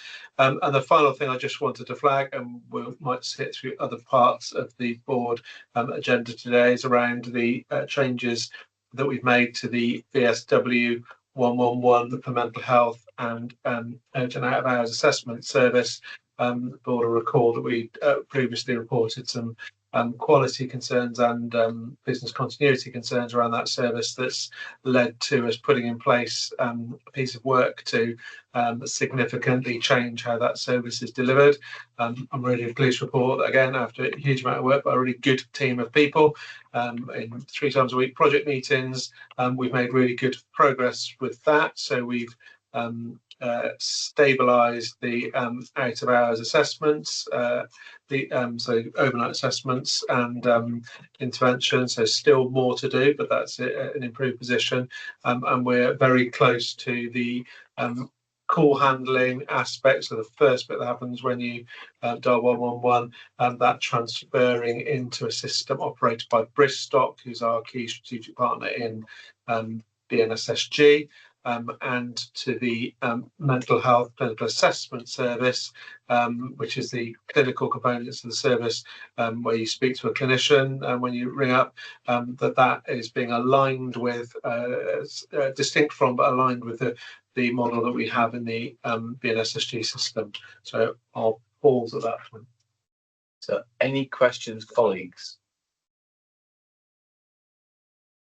It's good to hear that we're doing that check-in on the quality impact of a good news story about out of areas. So that's, again, that's really good proactive assurance. Mm-hmm. In which case then, can we break for 10 minutes for a comfort break? And thanks everybody for your timekeeping. It's been great. Thank you. Thank you.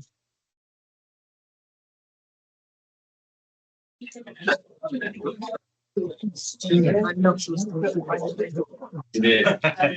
I know you're doing it.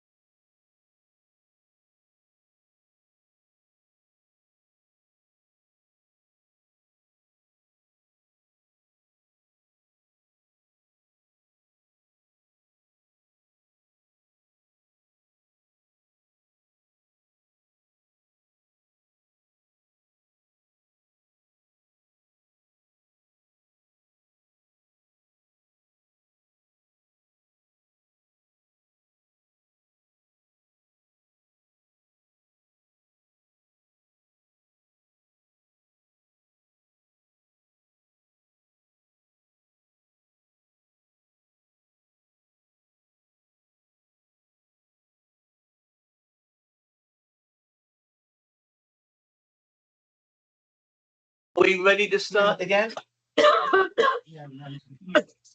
I've had a quick look at the agenda and we should be able to pick up a few minutes right towards the end. So that'll be okay.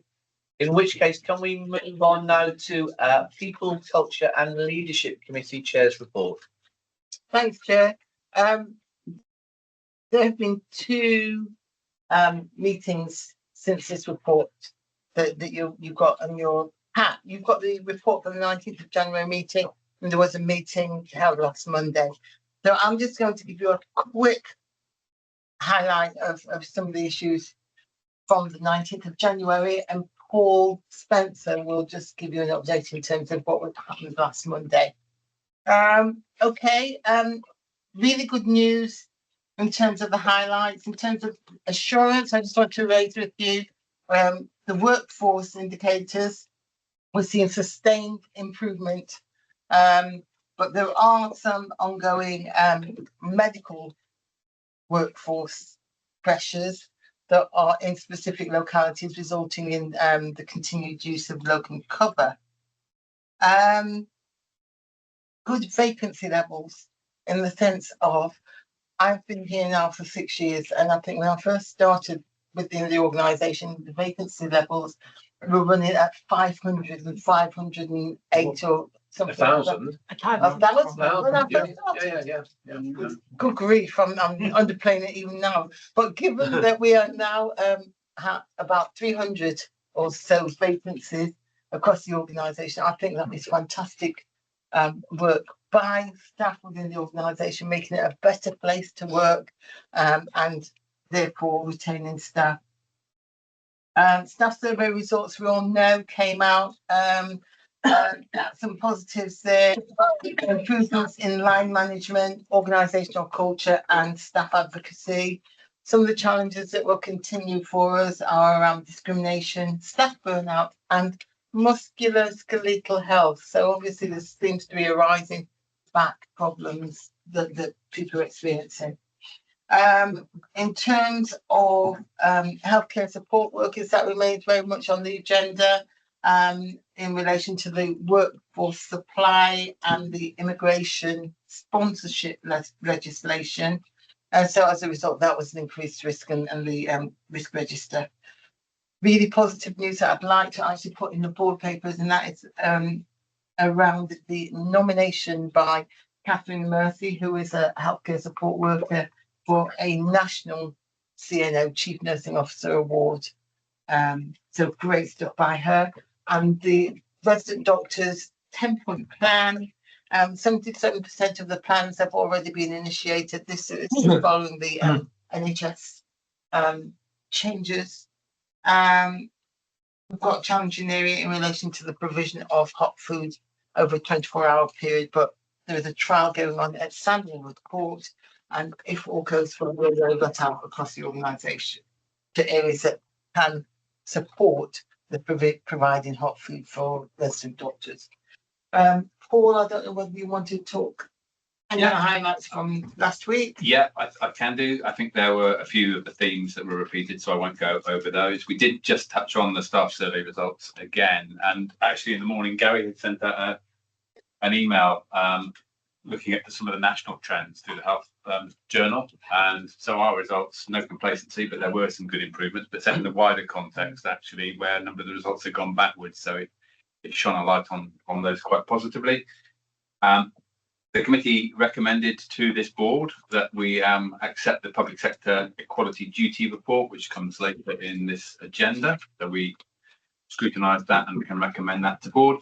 We did look at the workforce supply issues, got a lot of assurance that notwithstanding the challenges, there are challenges ahead, that the organisation's got a really good handle on it. And there was a lovely example of some work that was going on with an initiative called Sector-Based Work Academy Programme, which is work that the organisation does with Job Centre. So Job Centre lines up a number of individuals, provides a little bit of training, and then puts these individuals forward for roles. The success rate we were getting was something like 70–80% of candidates who were put forward for roles were being accepted. So that particular initiative is being rolled out in other parts of the organisation, but it's a really, really efficient way to recruit individuals. So definitely like to highlight and recommend that. We reviewed again some of the BAF assurance ratings, held the equality, diversity, inclusion rating at partial, but noted that there is an internal audit review taking place later on this year. So we'll look at that particular rating again later. I think that probably covers all the additional points. Brilliant. Any questions, colleagues? In which case then, can we move on to the public sector equality duty that, as Paul said, has already gone through people, culture and leadership and it's recommended to us?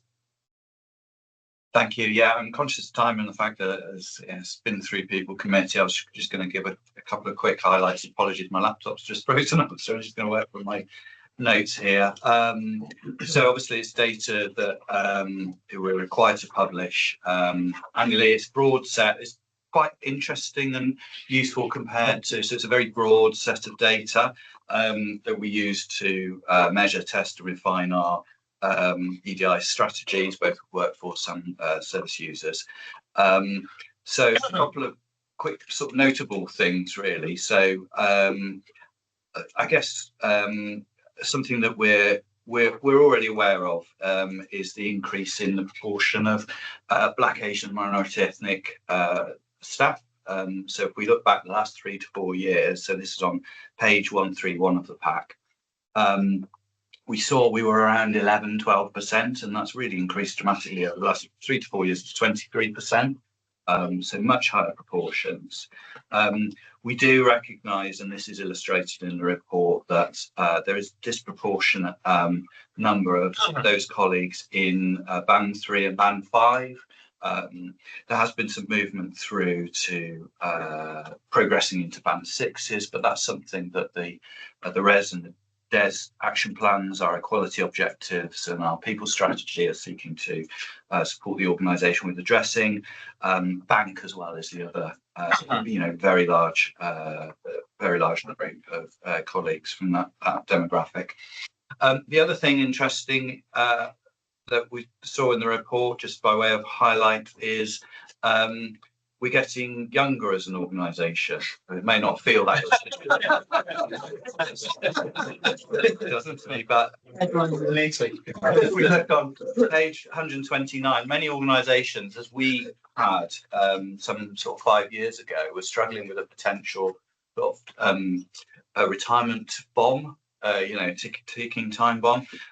So we've seen a real increase in our demographic around age 26 to 35. So we're now 25% of our workforce in that group compared to 20% above age 56. So that's really good. And that's something that, speaking to Julian, I understand we made a conscious effort to try and address. So again, that's something that's really good. I'm going into any more detail. There's plenty in there. Okay, so any questions?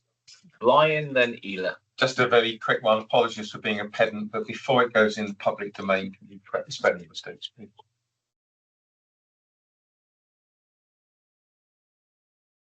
You're going to help them by telling them where the spelling is.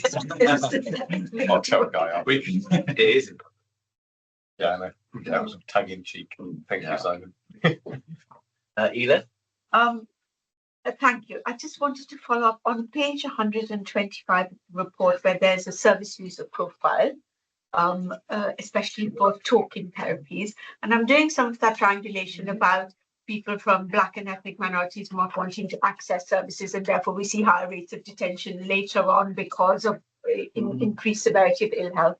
What are we doing specifically around our talking therapies to help encourage people to seek help early on? You go. Freehand. This has been an area of focus. So the talking therapies service has been part of our service delivery equality duty system process. So that they've engaged with that as one of the 3 service lines the year before last to do that work, where they looked very specifically at all protected characteristics, but we're looking obviously also very much at race as well. So from that, they developed a very specific targeted action plan around how they increased access to their services and supported more people to to access and want to access the service than had previously. Now, they are just in the process, because we're coming to the end of a further cycle of the EDS process of reviewing their action plan and thinking about how those have the impact that they wanted to and what else might they do. So I don't have an answer, I guess, to it, but I would say that it has absolutely been a significant area of focus for them and one that they are actively reporting on. Just going to ask a question. Well, sorry, Sarah, did you? I've just got one other thing to add, because I've looked at this data from a mental health act point of view, because we're looking at this. The area that we deliver talking therapies has a different patient population demographic, and it is a very low area for other ethnic groupings, and therefore you would expect to see, we're never going to get very, very high numbers out of that population because the population is very small percentage wise. Another aspect.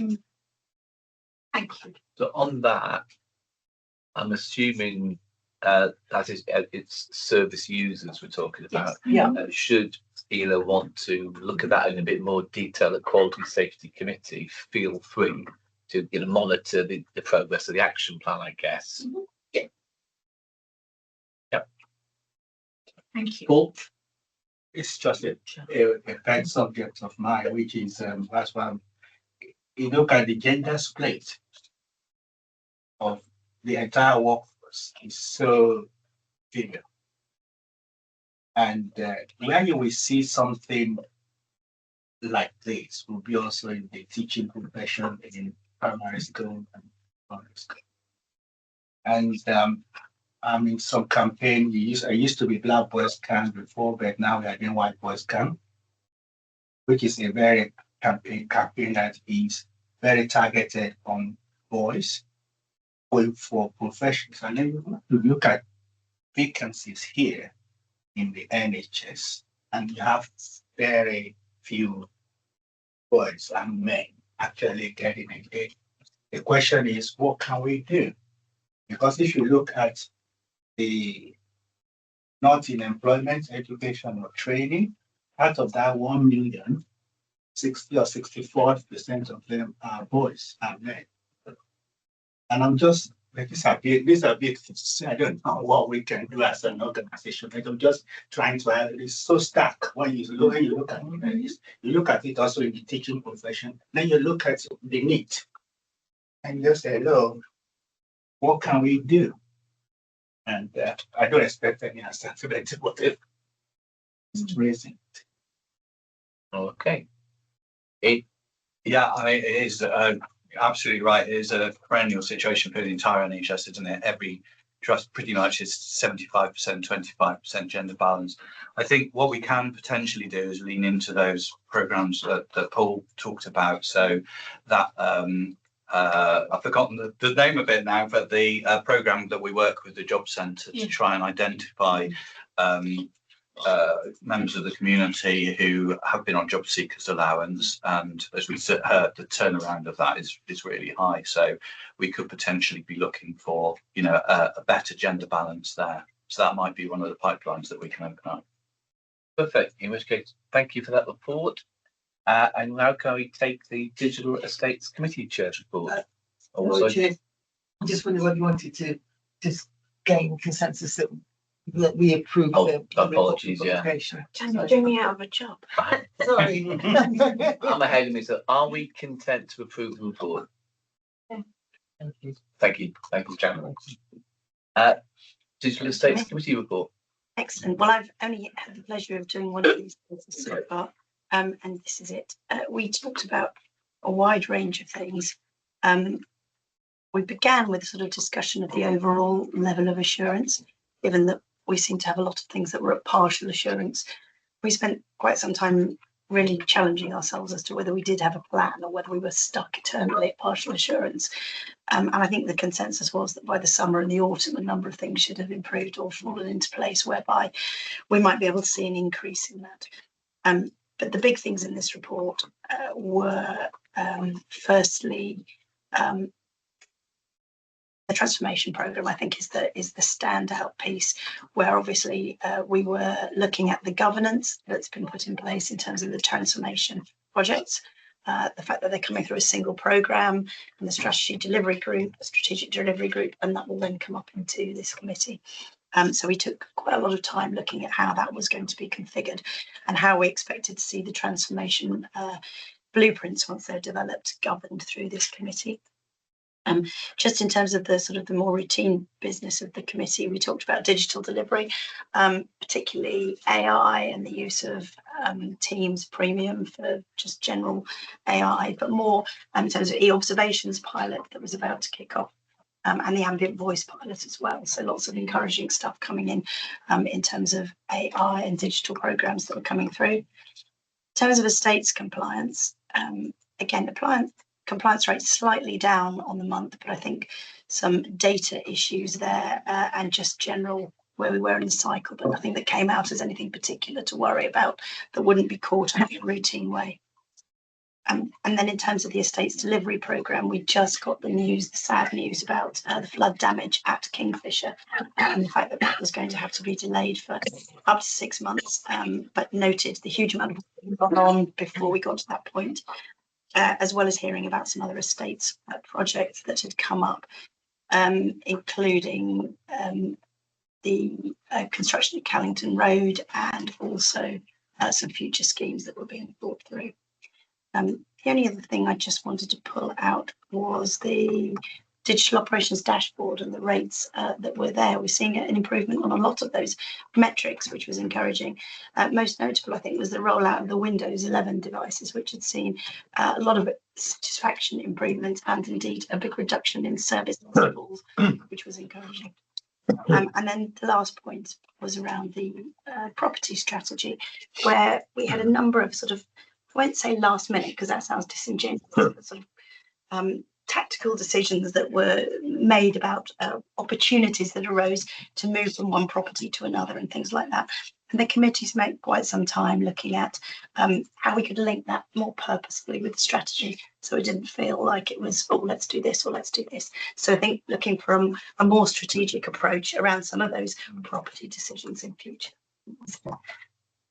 Any questions on that report? Jan? Just a very quick one. The flooding at Kingfisher, and I'm just wondering whether, given that it's an ongoing refurb or rebuild project, whether conversations have been taking place with the contractor. Are we at risk of future flooding when we get into that building, and what mitigations have been taken? You might have discussed it at the committee. Yeah. Just wondered. Yes, okay. So there's been extensive discussions with the contractor. They have identified, they've taken away the actual component that failed, and that has gone off to the manufacturers to be able to understand what is it that was the underlying cause of failure. There's no, looking at the remainder of the building, this was their first experience of this type of event in 15 years, as I understood it from them. So they're not expecting any other components within the build to effectively experience a similar thing. But until they get that root cause analysis back from the manufacturer to say what exactly happened, there is effectively an open question for us. The contractors are not concerned because they say they fitted these components elsewhere in other buildings. They're standard fittings. There's nothing special that's been bespoke to us. So it is one of those things we'll just have to wait for the information to get back. In terms of risk-wise, there's no risk over and above any other build that we would. And to be fair, we did spend quite a lot of time saying, could we have foreseen this? Could we have done anything different? We concluded that really we probably couldn't. Thank you. Sarah? Thank you. So this report and the link to to Dominic's report earlier was a subject of considerable conversation in the Strategic Expert by Experience group. So I felt like I needed just to feed that back into the board for our consideration. So the Experts by Experience were recognising the magnitude, I guess, of the transformation plans and the 10 plans that we have identified within that to deliver the transformed service, both from a quality and a financial perspective, that we need to achieve. Recognising the importance of having expert by experience co-production embedded within those, which I know, Martin, is something that we've talked about and something you're ensuring is happening within those 10 programmes many of which already have co-production embedded, and some of which that will come online as you start to develop the blueprints, I think, over the next few months, which I have assured the strategic experts by experience of. But also then thinking about how we embed experts by experience within the governance as well, which again we're keen to do, not just within the development of programs, but also to help hold us to account and to help us with that oversight as well. So an offer, I guess, Martin, to be to have some conversations about how we might do that. Yes. Okay. Yeah. Thanks, Sarah. Thank you. Yeah. Just to come back on that, so just come back immediately on that point. I'm very keen that we have experts by experience on our strategic delivery group. We've got our second meeting, literally our second meeting on Monday, and it is one of the items that I intend to run past the group to say how do we engage better and make sure that we're involved in the process. So can we take it as a given then from the board that anything that we can do to strengthen experts by experience in the transformation process is strategically important from the board perspective? Yes. So you're pushing us an open door. What it looks like is an operational matter, but strategically from the board, please go ahead. Okay. Yeah, thanks, Chair. Jan. And just for accuracy, can we just change the title of the report? Because it's not just a digital estates committee, isn't it? It's transformation. Yeah, so do you need to change that just or not? just to be pernickety. So the board agreed the change to the transformation status digital committee, but we are just working on changing the terms of reference, and then we'll bring that back through for the board approval. So we will follow that sequence of events through into the title and then on through. So this will be the artist futurely known as Ted. Yeah. For those who like Prince. Right, in which case then we move on to Audit and Risk Committee. Chair. Sorry, could I just raise a point about the transformation governance wise? Although we've done a lot of work to fit in with the transformation status digital committee, the intention is also that quality and safety and the finance planning performance committees have to be cited on the components of the transformation. So now that we've got that initial governance set up, the intention is to now work with exec colleagues to say how do we now and what do we report into the other committees as well. So just to give that extra bit of triangulation, because I know we're keen on making sure that the things are linked and joined up. Thank you. Fine. We moved into audit and risk. Audit and risk. Just to clarify, Chair. Thank you. Take the report as read. A couple of areas to draw your attention, if I may. Bullet point 8, the assurance ratings there for the 2 internal assurance audit assurance reports that have been carried out during the month, and the number of actions that are being completed with fewer extensions, 2 more than I would like, but it's getting better. Of course, the overall assurance rating and how quickly we deal with actions arising from internal audit reports is the key element of the internal audit opinion, which is due at year end, which is not very far away, being next Tuesday or the middle of June for the accountants. I would also thank those that contributed to the comments on the draft 26-27 internal audit plan. And something the committee asked our internal auditors to do, I think back in about beginning of 2020, something called the audit assurance map. Now, for those of the board that are new since 2020, this is in line with trying for audit and risk to look at the overall aspects of risk governance and assurance to make sure nothing drops between 2 stools. So the whole point of the audit assurance map is to notify us what do we get for the first level of assurance, which is what we're able to hear from other people. We can then map on what we get from the second line of assurance, which is what we can confirm through benchmarking, through looking around, and by having executive and non-executive visits. And the third level of assurance is where that is then further ratified by external benchmarking through external agencies, such as internal audit or CQC inspections or ICB reports, etc.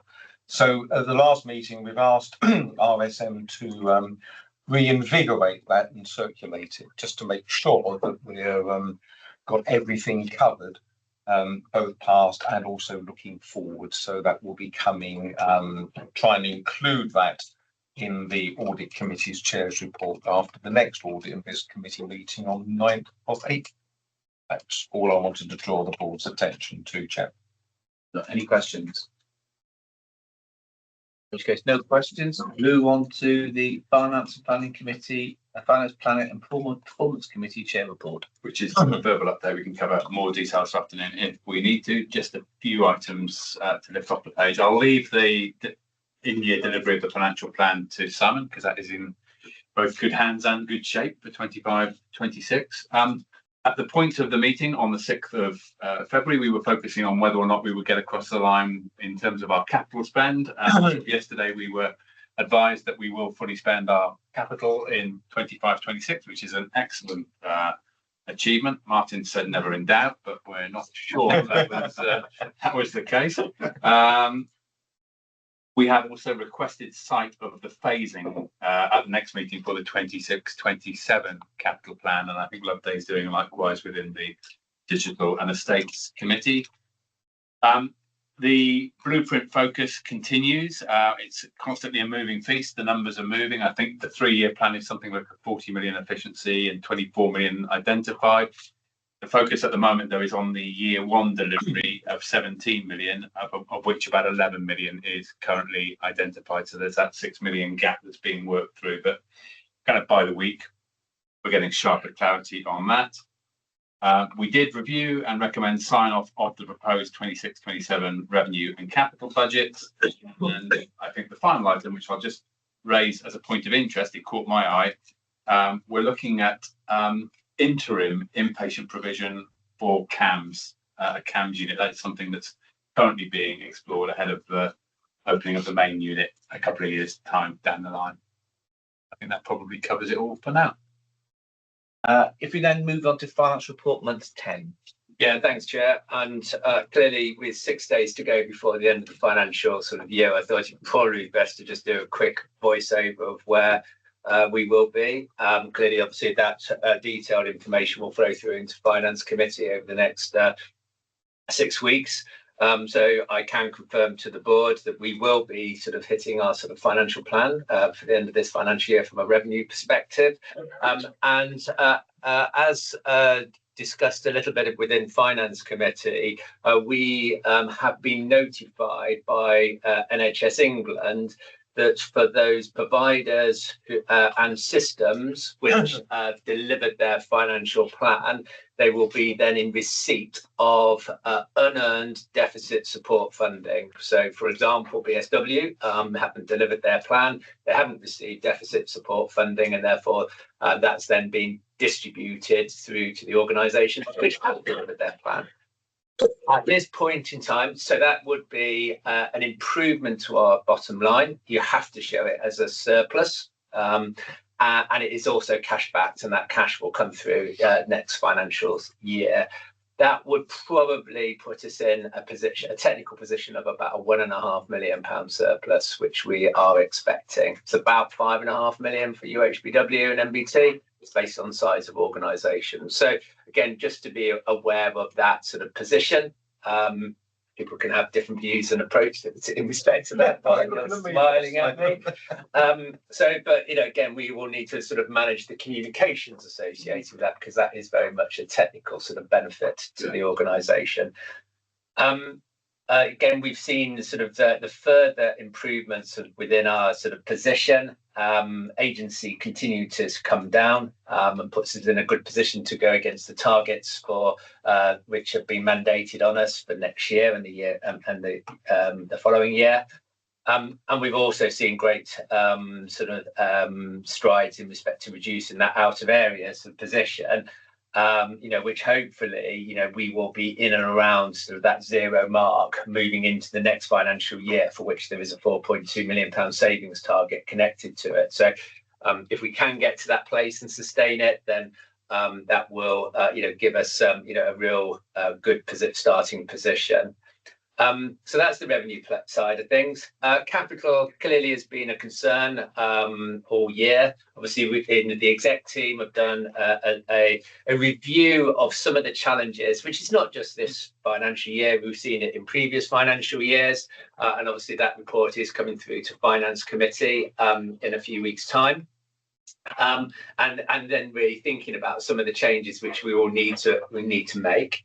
But I can confirm that through all of the work, that obviously the additional purchases of estate which we do currently occupy, but obviously moving from a lease position to an own position, which is in line with our estate strategy, I can confirm that we will deliver against our capital resource limit, what's known as the capital departmental expenditure limit.